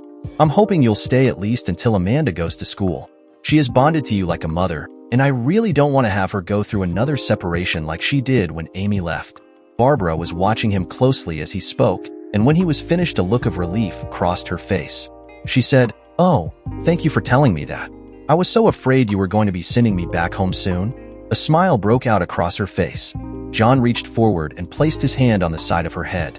"I'm probably more worried that you'll decide this job is more than you want, than you need to worry about me ever sending you home." John removed his hand, walked to the door and said, "We need to get some sleep. Amanda will be up at her usual time, I'm sure. Good night, Barbara." "John, before I forget, isn't your birthday next month? Please tell me the day," Barbara said. "It's on November 15th. She thanked him for the information, and he closed the door as he left.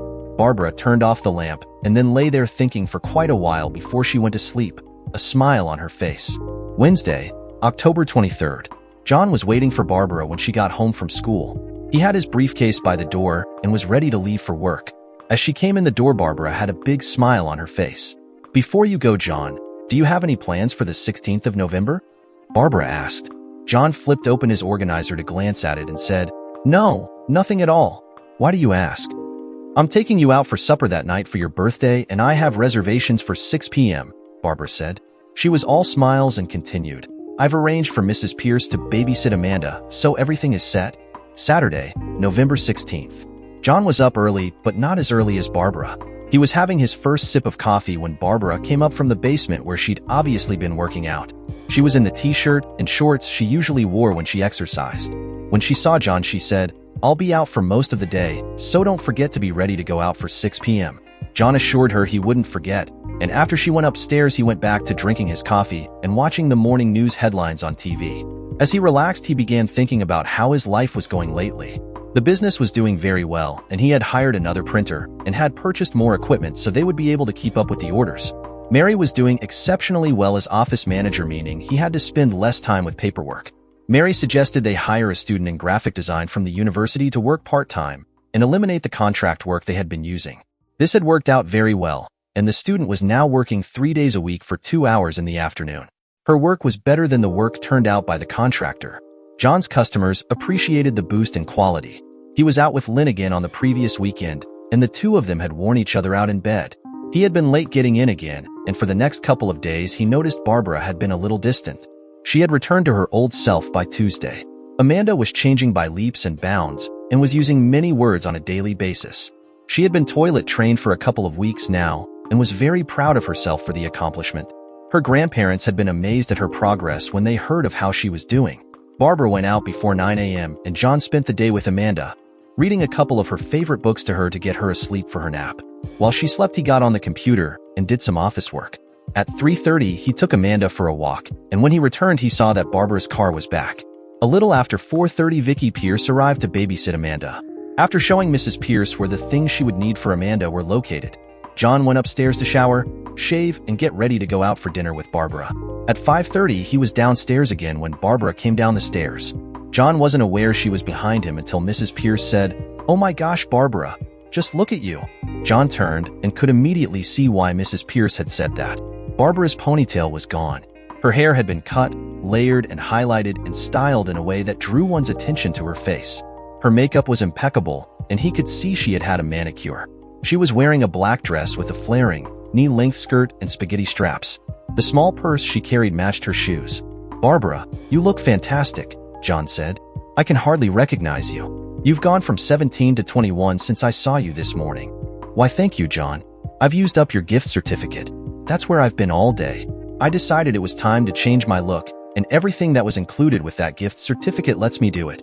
Vicky was kind enough to alter one of Mom's dresses a bit so I can wear it." Vicky walked over to her and turned her around in a circle so John could get the full effect of Barbara's transformation.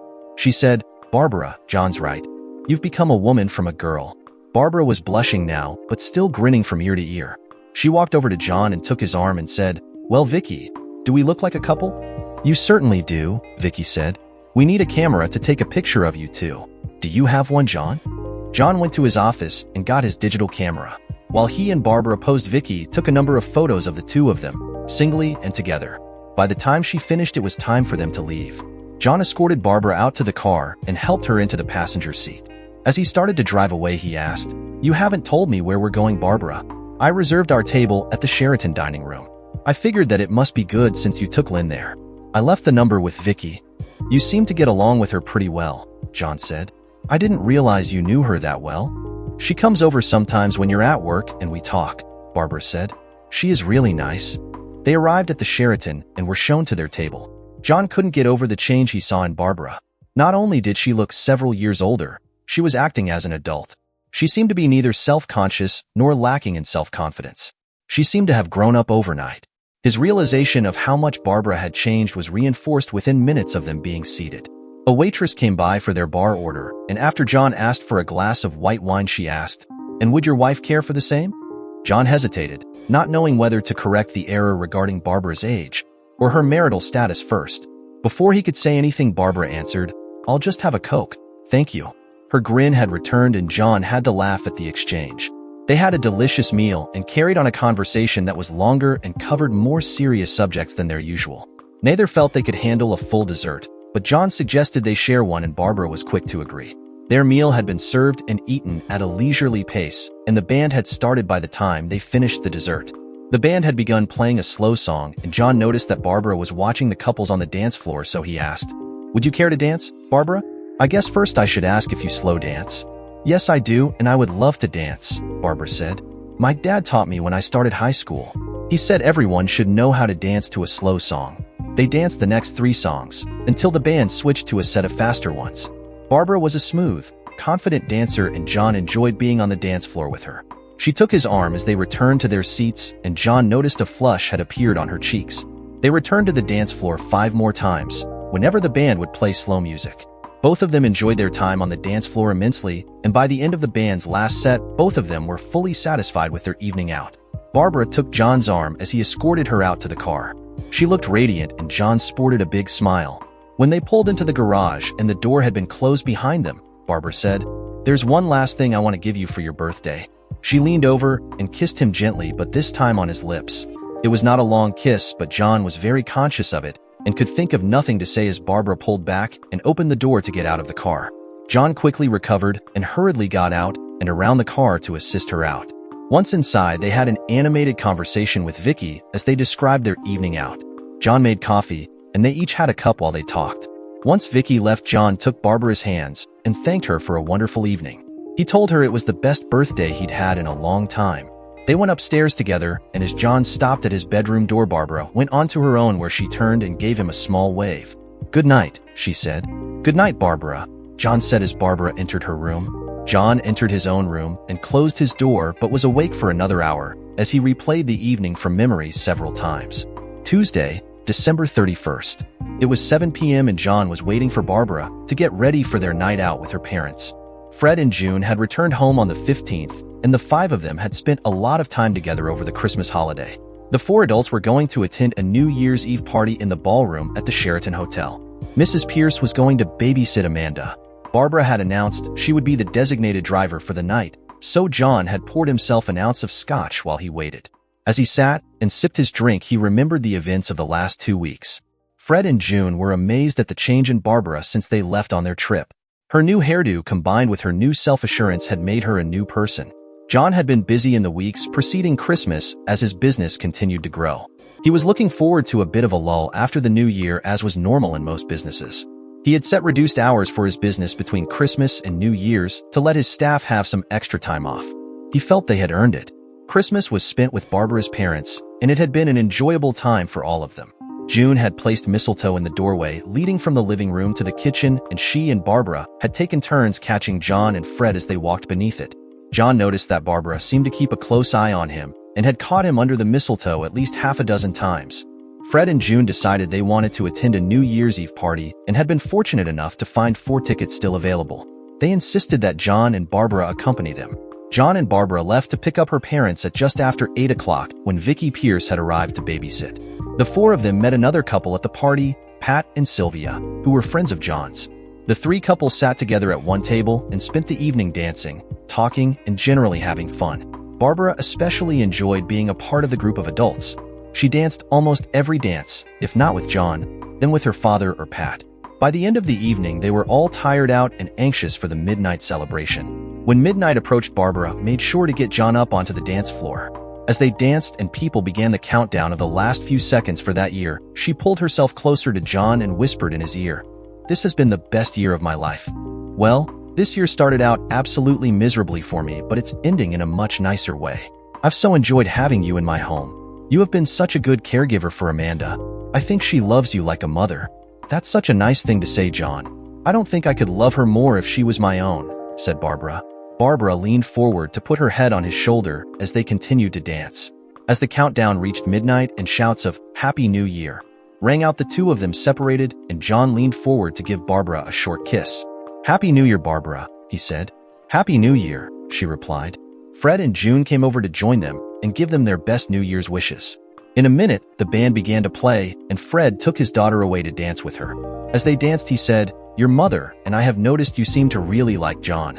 We don't want you to forget he's gone through a lot with your sister, and it wouldn't be fair to him if you toy with his emotions. You're still too young to know your own heart, and you could do a lot of damage to him. We trust him with you, but we want to be sure we can trust you with him." "Oh, Daddy, I would never do anything to hurt John. I really do like him, but I'll wait until I'm 18 before I tell him that. I promise." They left shortly thereafter with Barbara driving. Later, in her room, she thought about her conversation with her father and how hard it was going to be to not let John know how she felt. She knew her father was right, though. It took her a long time to get to sleep. Saturday, March 15th. It was almost spring, and the day had been warm and sunny. Barbara had gone out to get groceries, and Vicky Pierce had come over to visit John and Amanda. She asked if it would be all right for her to take Amanda for a walk. John put a jacket on Amanda and watched as the 2 of them headed down the sidewalk. He knew Vicky would end up carrying Amanda, as she would tire after a block or so. John poured himself a fresh cup of coffee and had almost finished it when he decided to look out the front door to see if Vicky was on her way back with Amanda. When he stepped out of the door, he saw that Lynn Cameron had met them in front of the house and was taking pictures. When Lynn saw John at the top of the stairs, she called to him, "I don't have time to come in. I have to show a house in a few minutes. It's just around the corner, and when I saw Amanda was outside, I thought I'd get a few pictures for Amy. I'll call you later in the week." Her last picture was of Amanda and Vicky standing hand in hand on the sidewalk in front of John, who was standing in the doorway. As Lynn pulled away, they all waved goodbye. Saturday, May 17th. John was getting ready for a date with Lynn. They were going to go to a bar they had found a few months previously. It had a house band that played good dance music, and they both enjoyed the atmosphere. Barbara was also going out as she had a date, and Vicky Pierce was going to babysit. John had noticed that since the new year, Barbara had been going out on dates more than she had in the past. He didn't notice any particular guy who had taken her interest. It seemed to John that each weekend she was out, it was with someone new. He was happy she had no steady boyfriend, as for some reason, he had felt twinges of jealousy when she was picked up for her first date of the year. He had begun to think of Barbara as a young woman ever since their dinner at the Sheraton and the New Year's party they had attended with her parents. For a while, he had thought she might have a crush on him based on the way she reacted around him. He knew she was much too young for him, but the attention she had paid to him had helped him rebuild his wounded self-esteem after Amy's departure. For the past few months, Barbara had been a little more distant with him, and it had occurred to him that perhaps she was less interested in her job as Amanda's nanny. He certainly hoped that wasn't the case. As John was leaving, he met Barbara's date at the door. He was an average-looking teenage boy, neat and without any of the popular piercings evident. As John passed him on the steps, he asked him not to keep Barbara out too late. The boy looked a bit flustered as he answered, "No, sir, I won't." John picked up Lynn and they spent an enjoyable evening dancing and talking. They were quite comfortable together and really enjoyed each other's company. They left for Lynn's apartment just before midnight. Lynn invited John into her apartment for coffee, and they went to the kitchen where she made a fresh pot. While she was waiting for the coffee to brew, John moved behind her and put his arms around her. He pulled her long hair aside and began kissing her neck below her ear. She laughed and said, "I thought you wanted coffee." "I do, but I wouldn't mind you as well," he said. "Well, why don't we go in the living room? We can come back in here for coffee later," Lynn replied. They sat on the sofa and John put his arm around her, pulling her close as he kissed her. Soon they made love. Once done, they laid beside each other. "Wow, that was great," Lynn said a bit later. "I'm going to miss these times together." John leaned back a bit and questioned her, "Miss them?" Lynn lay there for a moment before she leaned forward to give John a small kiss. She leaned back so that she could look John squarely in the eyes as she spoke. "Before you left tonight, I was going to have to tell you that I may not be able to see you again. In a way, I hope that I don't. I've met someone, and I hope he might be the one for me." "He might be the one?" Lynn continued. "His name is Mark Arnold, and he just started at the agency last month. We've gone out for lunch a couple of times, but there's something about him that just feels right. I'd like to pursue a relationship with him, if he is interested, but I'm not the type of woman to have relationships with two men at the same time, especially if he and I could develop serious feelings for each other." John pondered what Lynn had just said and replied, "I have really enjoyed our times together, Lynn, but I think we both know we'll never be more than good friends. I really appreciate your company, but I don't think the spark has been there for either one of us. I really hoped you'd feel that way, John, as it seems apparent ours was mainly a physical relationship between friends." John caressed the side of her face and gave her a quick kiss. He said, "Besides enjoying every minute I've spent with you, you have really helped me recover from Amy.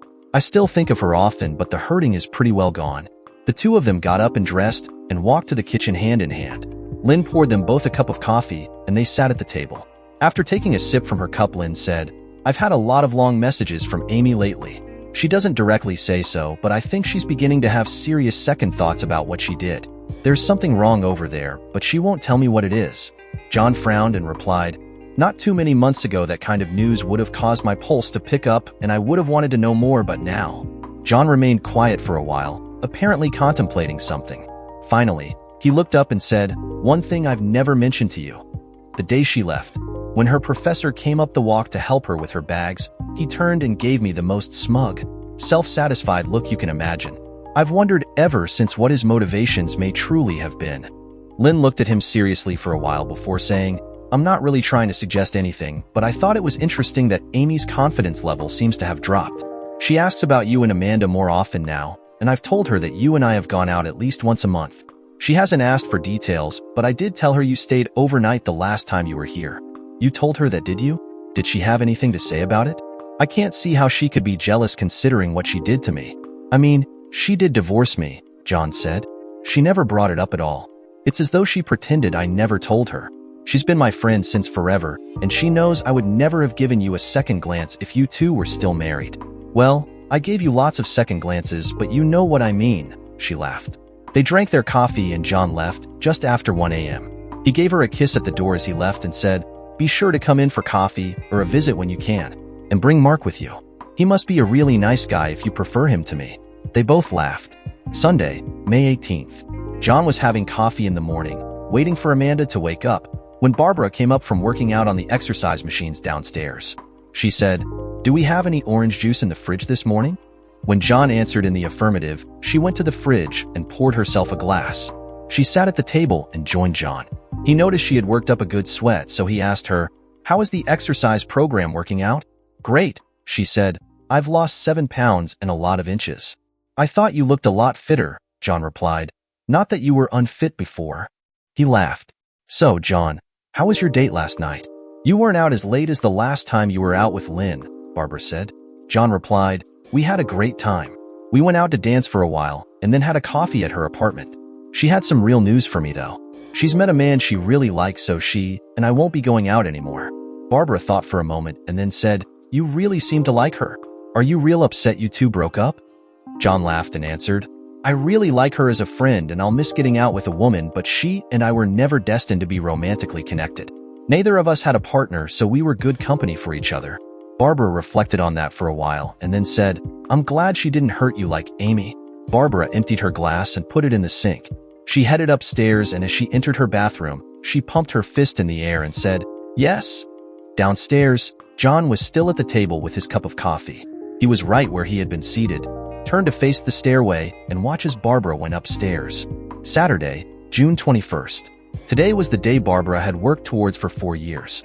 She was graduating from high school, and her parents, John and Amanda, were all there to attend the ceremony. Her mom and dad had left their motorhome in a state park in Minnesota and had driven home in the car. They were driving back later in the week to spend the summer there. Before the diplomas were given out, the principal and department heads handed out awards for the top 10 students. Barbara was shocked, and her guests extremely pleased, when she was given an award as the third best student graduating this year. She had not known it was coming. Later, after the diplomas were handed out, Barbara joined her guests to receive their congratulations. Her parents were extremely proud of her and wanted to get pictures of her with her plaque for academic achievement. "Be sure you get some pictures of me and the plaque with John," Barbara said. "He is the reason I got it, as without his assistance, I would never have done so well in my maths." She walked over to John and put her arm around him. Amanda was standing in front of the two of them as the pictures were taken. "John, pick up Amanda and we'll take a few more pictures of the three of you," said June. John was holding Amanda with his right arm, while he put his left arm around Barbara's shoulders. Barbara put her arm around John, and the pictures were taken. "Boy, you three look like a real family," said June. As more photos were taken, most including Barbara, John considered June's last statement. He was really beginning to think of Barbara as a part of his family, and now began to wonder what she would think of such an idea. He knew she had been accepted into her desired program of graphic design at the university. It was a 4-year program, and a lot could change in that time. As he watched Barbara posing and laughing with her parents, she was no longer a schoolgirl in his eyes. She had become a woman in appearance and actions over the last year. She would soon be an adult, starting university in the fall, and John was beginning to fear she would be moving on with her life and living in his house, and caring for Amanda would not necessarily be part of it. He thought about how he had managed to get past the 1-year anniversary of his divorce from Amy without major problems.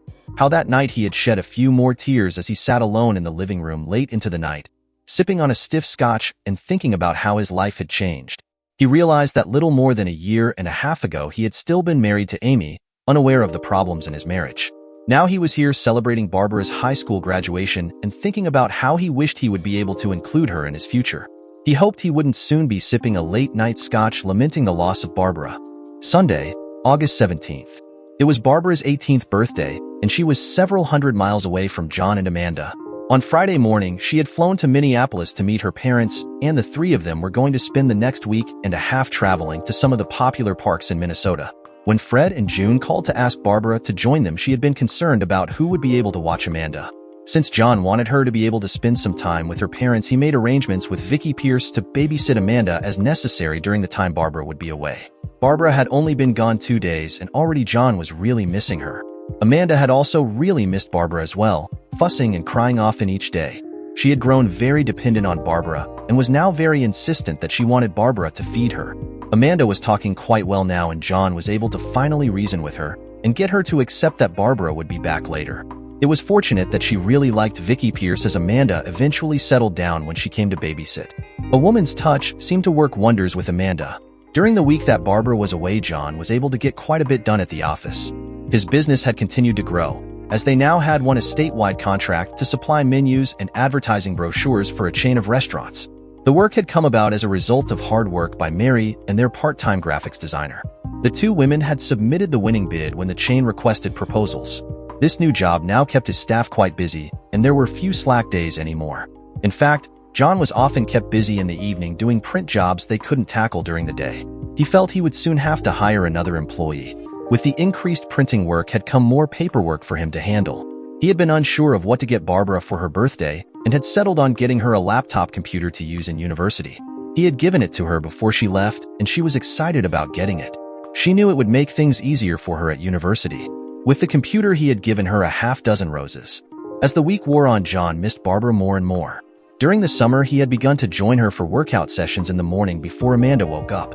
Now, with her away, he enjoyed the sessions much less. He kept at them, though, as he could see they were having the desired effect on his body. The soft muscles and extra pounds were disappearing. On Thursday afternoon, he phoned Lynn and asked her over for coffee. While she was there, she took some photos for Amy, including several of Amanda on her new tricycle. After taking the photos, she and John sat on the patio while Amanda played in the backyard. "So tell me, Lynn, how are you making out with Mark?" "Oh, he is so great. We are really getting along. We have a lot of the same interests, and I'm really hoping we can get together permanently one day," she continued. "He's a bit insecure though, and probably would worry about me visiting you here. He knows we were seeing each other.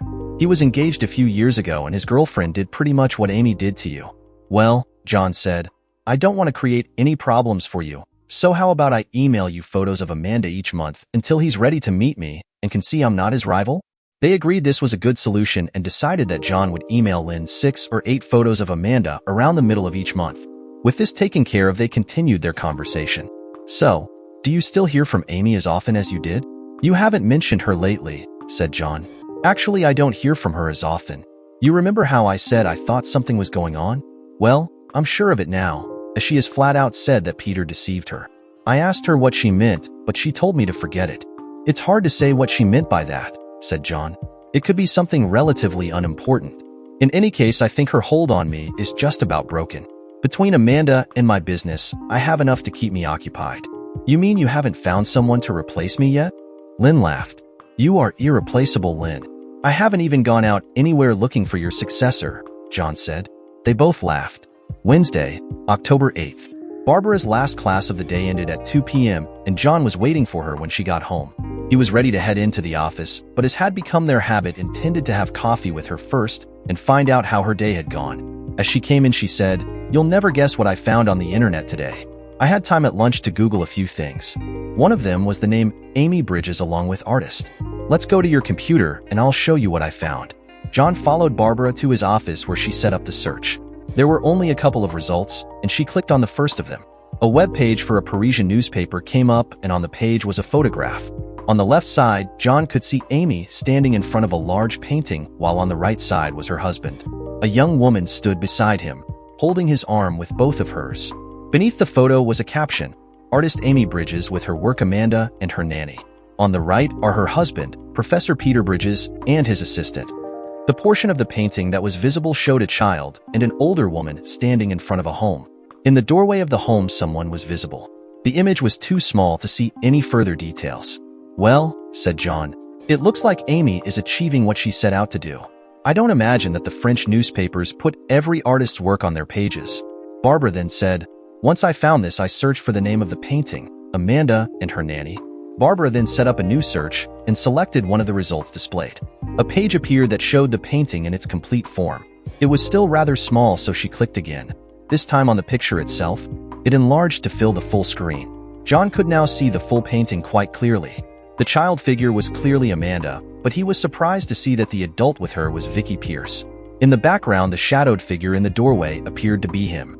On the left of the painting was the portion previously obscured by Amy. It was the figure of a woman dressed in black, a black shawl over her head. She was facing away from the viewer and towards the child.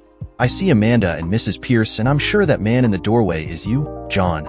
But this woman in the front I don't get," said Barbara.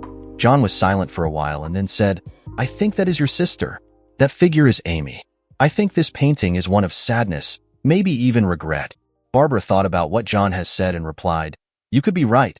You can see a bit of the side of her face, and it could definitely be her. I don't understand, though, why she would paint this with Mrs. Pierce as the nanny and not me. I think she painted this from a photograph." Lynn was here one day when Vicky had taken Amanda for a walk, and she met them in front of the house. She took one picture that probably became the model for this painting, with me in the background. Amy must have just decided to portray Vicky as the nanny. Sort of artistic license, I guess. John printed several copies of the painting, as he intended to give one to Vicky. She was immortalized now, and he thought she would get a kick out of it. After taking Vicky her copy, he and Barbara sat down in the kitchen and had their now customary coffee and conversation. "So, Barbara, how are your classes going now? I know you were feeling overwhelmed the first couple of weeks, but I bet you're feeling better about things now." She sighed and said, "You were right. I don't feel nearly the pressure now. It's still difficult, and it's going to take me a long time to feel totally comfortable, but things definitely are better. I'm really enjoying the classes, even though this semester is all about the compulsory subjects. I'm sure next semester will be more interesting, as there will be classes dealing with actual design work." Later, as John got up to leave for the office, he leaned over to give Barbara a quick hug, smiled and said, "Hang in there, Barbara. You're going to do well." She smiled back at him. Saturday, November 15th. A week earlier, Barbara asked John not to plan anything for the evening of his birthday, as she intended to take him out. She told him she made supper reservations at the Sheraton again, as they both had enjoyed his last birthday there. John looked forward all week to their dinner together. About 5 o'clock, Vicky Pierce arrived to babysit Amanda. Barbara was already in her room getting prepared to go out, so John went upstairs to get ready. After he showered, shaved, and got dressed in his new suit, he took a look in the mirror and decided he didn't look too bad for 32 years old. His exercise routine had helped trim almost 20 pounds off his body, and that had forced him to replace most of his wardrobe. He decided he hadn't looked this fit since he played high school sports. Barbara was already waiting for him when he went downstairs. He couldn't get over how lovely she looked, and he told her so. She said he should thank Domenico's and the dress shop. His reply was that the credit was all hers and she shouldn't be so modest. John told her how much he liked her new hairdo. She had been letting her hair grow longer, and it was now done in loose curls.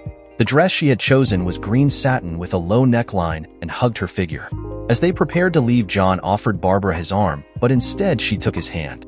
They walked out to the car hand in hand, and John thought to himself it seemed like such a natural thing to do. During the drive to the Sheraton, they discussed Barbara's university classes and how she was coping with the work. When they arrived at the Sheraton, they were seated closely together in one of the alcoves that provided them with a degree of privacy. John noticed that several of the male diners had given her the once-over as they were escorted to their table, and asked her if she had noticed the approving looks she had received. She replied, "Women always notice them," and laughed. They ate a leisurely meal and followed it with a light dessert, as neither of them wanted to start undoing the good work of their exercise programs. By the time they finished eating, the band was already playing. When John realized the band had started a nice slow song, he abruptly stopped what he had been saying and said, "We can't waste music like that. Would you like to dance, Barbara?" "I would love to," she replied. John took her hand, and they walked out to the dance floor. As he took her in his arms, she moved closely against him, and as they began to dance, they were firmly joined. This was a new sensation for John, as in all their previous visits to a dance floor, they had kept some distance between themselves. "This is nice," Barbara said, as they danced around the floor. "It sure is," John said softly in her ear. After he said that, John noticed that Barbara pulled herself even closer to him. As they continued around the floor, he became concerned he was beginning to be aroused by the touch of her body as they danced. At the end of the next song, he suggested that they sit for a while. They sat and talked until the start of the next set of slow songs. When the first slow song started, Barbara said, "Come on, John. They are playing some nice music. Let's dance." She took his hand and led him back to the dance floor. Again, they danced as closely as it was possible to dance. John decided there was nothing he was going to be able to do about it, so he continued to dance even when her closeness and the sensuous movements of the dance had him aroused. He did his best to keep his arousal from pressing against her, but it was difficult. They continued to get up to dance whenever the band played the slow music they both seemed to enjoy the most. Finally, near midnight, they decided to leave. They walked out hand in hand and both agreed that they had enjoyed the evening immensely. As they drove home, Barbara said, "My mom and dad used to tell us how when they were young there were no seatbelt laws, and mom always snuggled up against dad as they drove home from a date. I've always wanted to try that, so drive carefully." She proceeded to undo her seatbelt and moved beside John, her arm around his left shoulder and her head resting on the right one. "That feels nice," John said. He took his right arm off the wheel and put it around Barbara. They drove the last 10 blocks home this way, until John needed both hands on the wheel to drive into the garage. When John shut off the car, Barbara turned to him, pulled his face to hers, and kissed him. This one wasn't the short, proper kiss of a year ago, but the kiss of a lover. After about a minute of intense kissing, John broke it off and moved back a bit. "We had better go in, before we get carried away, Barbara. Besides, Vicky probably heard us pull in and will be wondering where we are." They went into the house and were greeted by Vicky. She had her jacket on and said she was anxious to get home. After she left, John took Barbara's hands in his and said, "Thank you so much for a wonderful evening, Barbara. I thoroughly enjoyed it." Barbara moved closer to John and said, "What makes you think the evening is over?" Before he could answer, she leaned forward and gave him a short kiss. She took his hand in hers and turned and led him upstairs. As they ascended the stairs, John said, "I hope you haven't bought me anything else." The meal and the evening out were wonderful. She didn't answer. At the top of the stairs, Barbara turned into the doorway to John's room. She led him to the foot of the bed, where she let go of his hand and continued by herself to turn on the small lamp on the bedside table. John had a puzzled look on his face as she came back to him and took him in her arms. She smiled up at him and then leaned forward to kiss him. This kiss was another of the lover's variety. Again, he was the one to end the kiss as he said, "We shouldn't be doing this. You're too young, and I'm your guardian. I haven't been too young since August 17th when I turned 18. Don't forget that when I turned 18, you ceased being my guardian. I'm of age now. I can make all of my own decisions." Barbara leaned forward to kiss John again, but he leaned back and asked, "What about your parents? If they found out I was kissing you like this, they would probably be very upset. They've trusted me with you, and with your care all of this time. Do you remember the good time we had last New Year's Eve? Well, that night and on New Year's Day, my parents both had a talk with me about you. They told me they had noticed how much I liked you, and they were concerned. They weren't worried about your thoughts about me. They thought maybe I was paying too much attention to you. I agreed then to start going out with some of the guys in school who have asked me out. I did that for them, not for me. When I went to Minnesota to be with them for my birthday, we talked about you again. I told them I care for you a lot, that I wanted to be with you. They like you and agreed that if my mind was made up, I was old enough to make my own decisions about you." Barbara put her hands behind John's head and pulled him close and kissed him again. After another minute of this, he broke their kiss and said, "Barbara, are you sure you want to be doing this?" He was staring intently at her, trying to read the emotions on her face. Barbara looked back at him, and he could see her eyes begin to tear up. She said, "Don't you like me, John? Please don't say you don't want me." John moved his hands to the sides of her face and looked her in the eyes as he said, "I have more than liked you for a long time. I've begun to believe I'm in love with you. I just don't want to be wrong and maybe end up hurting you the way I was hurt." Barbara's relief was obvious, a big smile lighting up her face. She gave John another kiss and said, "Oh, thank you, John. Thank you for telling me that. I feel the same way you do." They shared another deep kiss, but this time Barbara ended the kiss. She took John by the hand and led him to the side of the bed. She turned and said, "Before you ask, yes, I'm sure. I know you said you're sure, Barbara, but you can still decide to go to your own room. I would understand." Barbara showed a new look of determination and said, "No, this is what I want. I want you." John seemed unsure of what to say for a moment, but then said, "You haven't made love before? You weren't interested in any of the guys you dated?" "None of them were you, John. I've been waiting for you," Barbara said. John took her in his arms and held her close. They made tender love. She was smiling up at him. She continued to hold him. "That was everything I ever hoped it would be. I love you so much, John." John bent forward and kissed her gently on the lips and replied, "I think I love you too, Barbara. For quite a few months now I knew I was falling for you. I just never thought you would feel the same. I was scared to even dream about it after all I've gone through with Amy." He gave her another small kiss, and then they rolled to their side, still connected. When they awoke in the morning and realized they still had a bit of time before Amanda got up, they made love again. Neither of them wanted to end it, but they both realized that Amanda would be demanding breakfast, so they shared a quick shower and were downstairs fully dressed, with breakfast being prepared, when Amanda joined them in the kitchen. Saturday, April 24th. It was a nice spring day and John was enjoying an afternoon hockey game on TV. He had spent the morning at the office bringing the bookwork up to date. He had 7 employees now in payroll, receivables, and general accounting kept him busy most of the time. He still usually worked evenings so that he could watch Amanda during the day. Barbara still was her primary caregiver in the evenings, although they did hire Vicky Pierce often as she really loved looking after Amanda. He couldn't believe that in another month and a few days he will have been divorced from Amy for 2 years. So much had changed in that time. He smiled as he thought of some of the events of that tumultuous 2 years. He had just returned his focus to the game when his front doorbell rang. He shut off the game and rose to answer the door. The expected salesman turned out to be Lynn Cameron. "Lynn, come on in. How have you been? I've tried to call you several times, but all I've ever got was your machine." He took a glance towards the door and said, "Where's Mark? You're supposed to bring him around to meet me." "Mark has to work today, but I promise I'll bring him around to meet you. He and I are engaged now. That's why I wasn't here when your calls came in. We were away on a cruise for 6 weeks. That was when he proposed to me. I meant to return your calls, but things just got in the way. Congratulations, Lynn. I'm so happy for you." Lynn accepted John's congratulatory hug and kiss on the cheek. "I'm not really here though about Mark and I. I'm not sure how to say this, but Amy is back in town. She's out in my car and would like to have your permission to come in to see you and Amanda. If you would rather not just say so, I'll take her back to my place. I really think you should talk to her though." Lynn had a look on her face that let John know she was almost pleading for him to say yes. John pursed his lips and thought it over for several long moments before finally saying, "I guess it's time. Go ahead and bring her in and we can have a chat. There are things I need to tell her." Lynn was effusive in her thanks and quickly rushed out the door and down to her car. John could see now that there was someone sitting in the passenger seat, but he hadn't recognized that it was Amy. He left the door open and returned to the living room, seating himself on the sofa once again. He knew that this day had to arrive eventually, and he was surprised he didn't feel nervous about it. Rather, he felt a satisfied state of calm. In about a minute, he heard the screen door open and the sound of footsteps in the hall. Lynn came around the corner followed by Amy. John's first impression was that she was slimmer now. Her outfit was not one he recognized, and he could see she had cut her hair very short. She gave a nervous smile as she saw him and then joined Lynn on the love seat, situated on the opposite side of the coffee table from John. "Hello, John. You're looking good." She looked around the living room and seemed to notice that some of the furniture had been changed and other pieces rearranged. "I see you have made some changes in here. It looks very comfortable." "Yes, things change. The business has been doing well lately, and I thought it was time to invest in a few new pieces of furniture." John sat comfortably, his left arm stretched along the back of the sofa and his right on the arm. "I'm glad to hear that it's doing well. I'm sorry that I left you with that extra debt.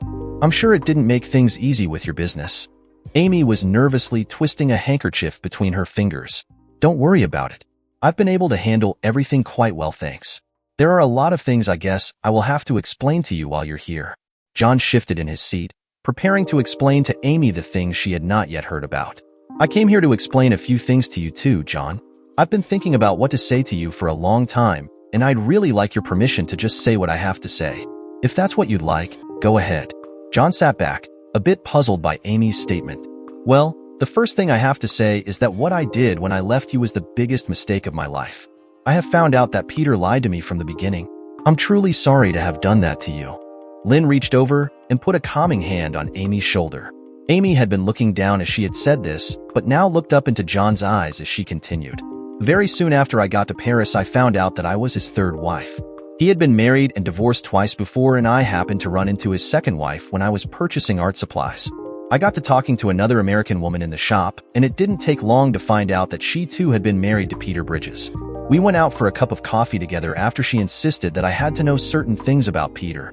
She was from Boston, and like me, she had been married when Peter talked his way into her heart, just as he did to me.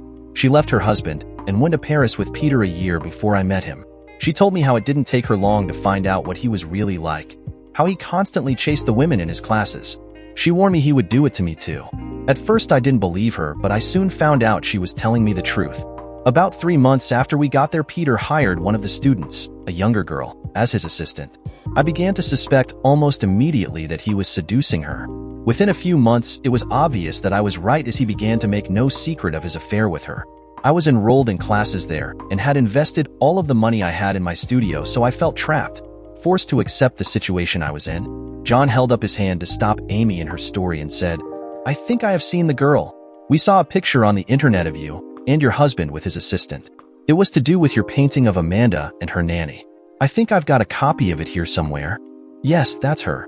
That was one of several paintings that I had success with. I'm glad you got to see it." She smiled at John and stopped pulling at her handkerchief. "I know that you painted the picture from a photo that Lynn sent you. I remember when it was taken. It's mistaken in one respect, though. That wasn't Amanda's nanny in the photo. That was Mrs. Pierce from next door." Amy was a bit confused and looked at Lynn before she said, "Oh, we both thought that woman was the nanny you hired. Maybe while I'm here I'll get to meet her. Is Amanda here? I haven't heard her since we came in. She's out on a shopping expedition. I expect them home shortly."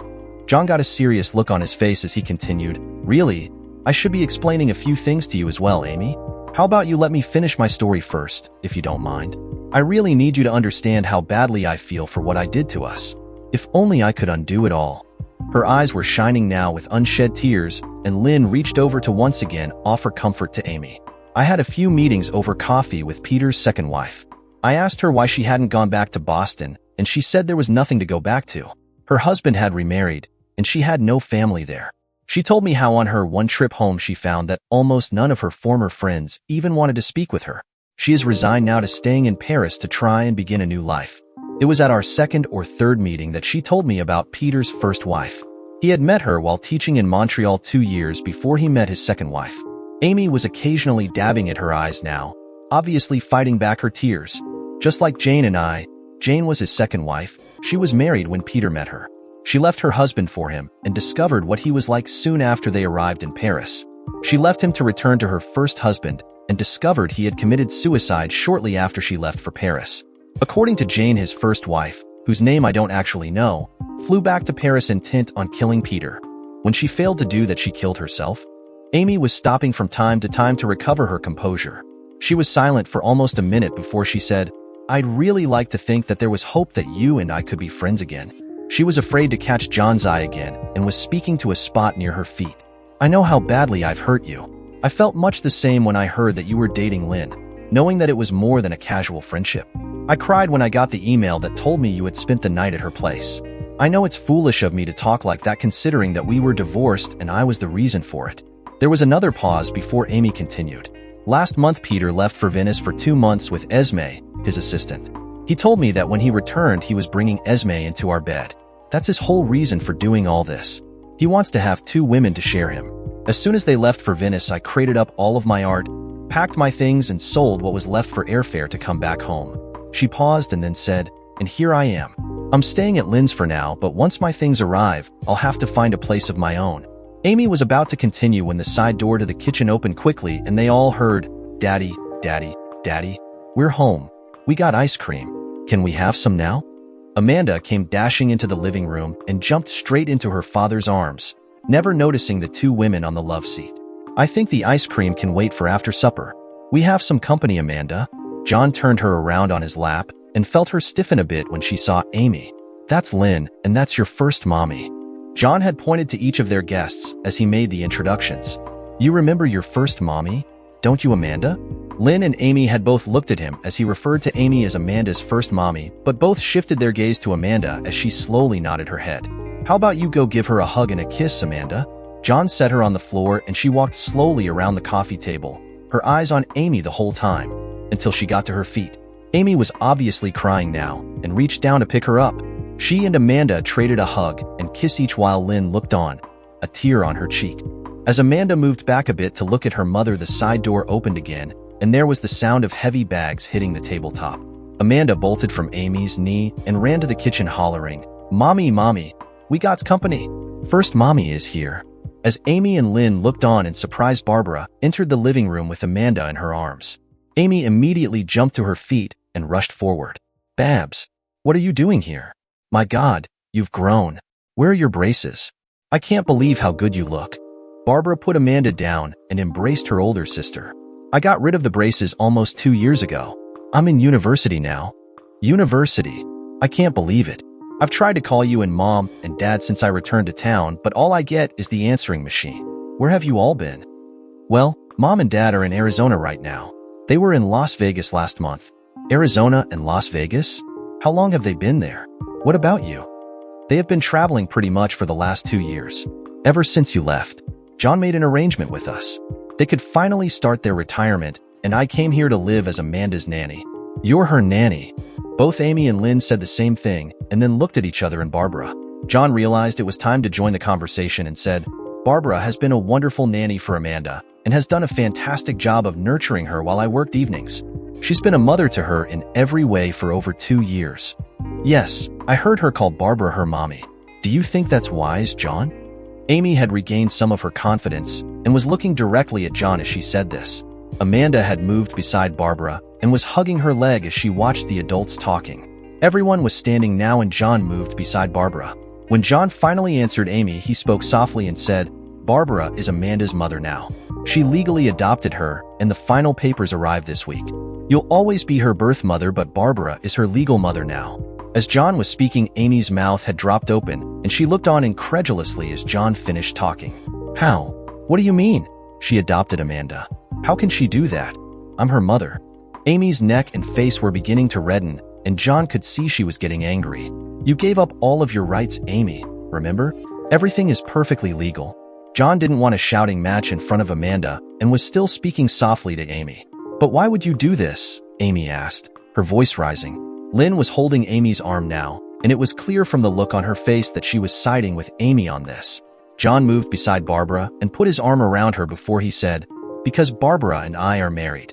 We got married on the March break in Las Vegas." Lynn was too shocked to say anything, but Amy was able to whisper a quiet, "No, not married, before she turned shakily and walked out of the house. Lynn was clearly stunned by John's revelation but said, "I'll help her to the car and come back," as she rushed after Amy. John and Barbara walked to the door with Amanda and watched as Lynn caught up to Amy and helped her into the car. Amy was obviously upset, sitting with hands to her face and gently rocking back and forth in her seat. After speaking to her for several minutes, Lynn returned to the house. John had picked up Amanda and was holding her with one arm, while his other held Barbara firmly to his side. When Lynn got to the door, they separated and moved back into the foyer. "I'm not sure, but she may be in shock." Those were two very heavy pieces of news to drop on her, John. "I wish I'd known she was coming. I could have let you prepare her, Lynn. I tried to call you before we went to Vegas. We wanted to ask you and Mark to join us. As it was, just Vicky Pierce and Barbara's parents were there. And Amanda, of course." "Barbara's parents are okay with this?" Lynn looked surprised. "Absolutely. They suggested it and bought our tickets out there. They knew we were living together as husband and wife since last November. Since my birthday, as a matter of fact." Barbara, who had been quiet until now, spoke up and said, "I think they wanted him to make an honest woman out of me." She gave a small chuckle and then kissed John on the cheek. Lynn watched the two of them and said, "You do make a lovely couple. Congratulations to all three of you. I'm just not sure how Amy is going to cope with this. Also, she's broke and doesn't really have skills beyond painting. She can stay with me until something comes up, I guess." John looked at Barbara with a raised eyebrow, and she returned a small nod to him. He turned back to Lynn and said, "We can probably help her a bit. She could have asked for a lot more in the divorce. I'm sure her parents will want to help her too. We'll set something up. The business, our business I mean, is doing very well now." They said their goodbyes and John and his family watched as the car pulled away. Amy still had her hands over her face but was now slumped in her seat. She didn't look back. Barbara and John stood side by side, each with an arm around the other. Amanda stood in front of them and asked, "Why is First Mommy crying?" A few seconds passed before Barbara answered, "She's sad, Amanda. She's very sad." "How come, Mommy? How come?"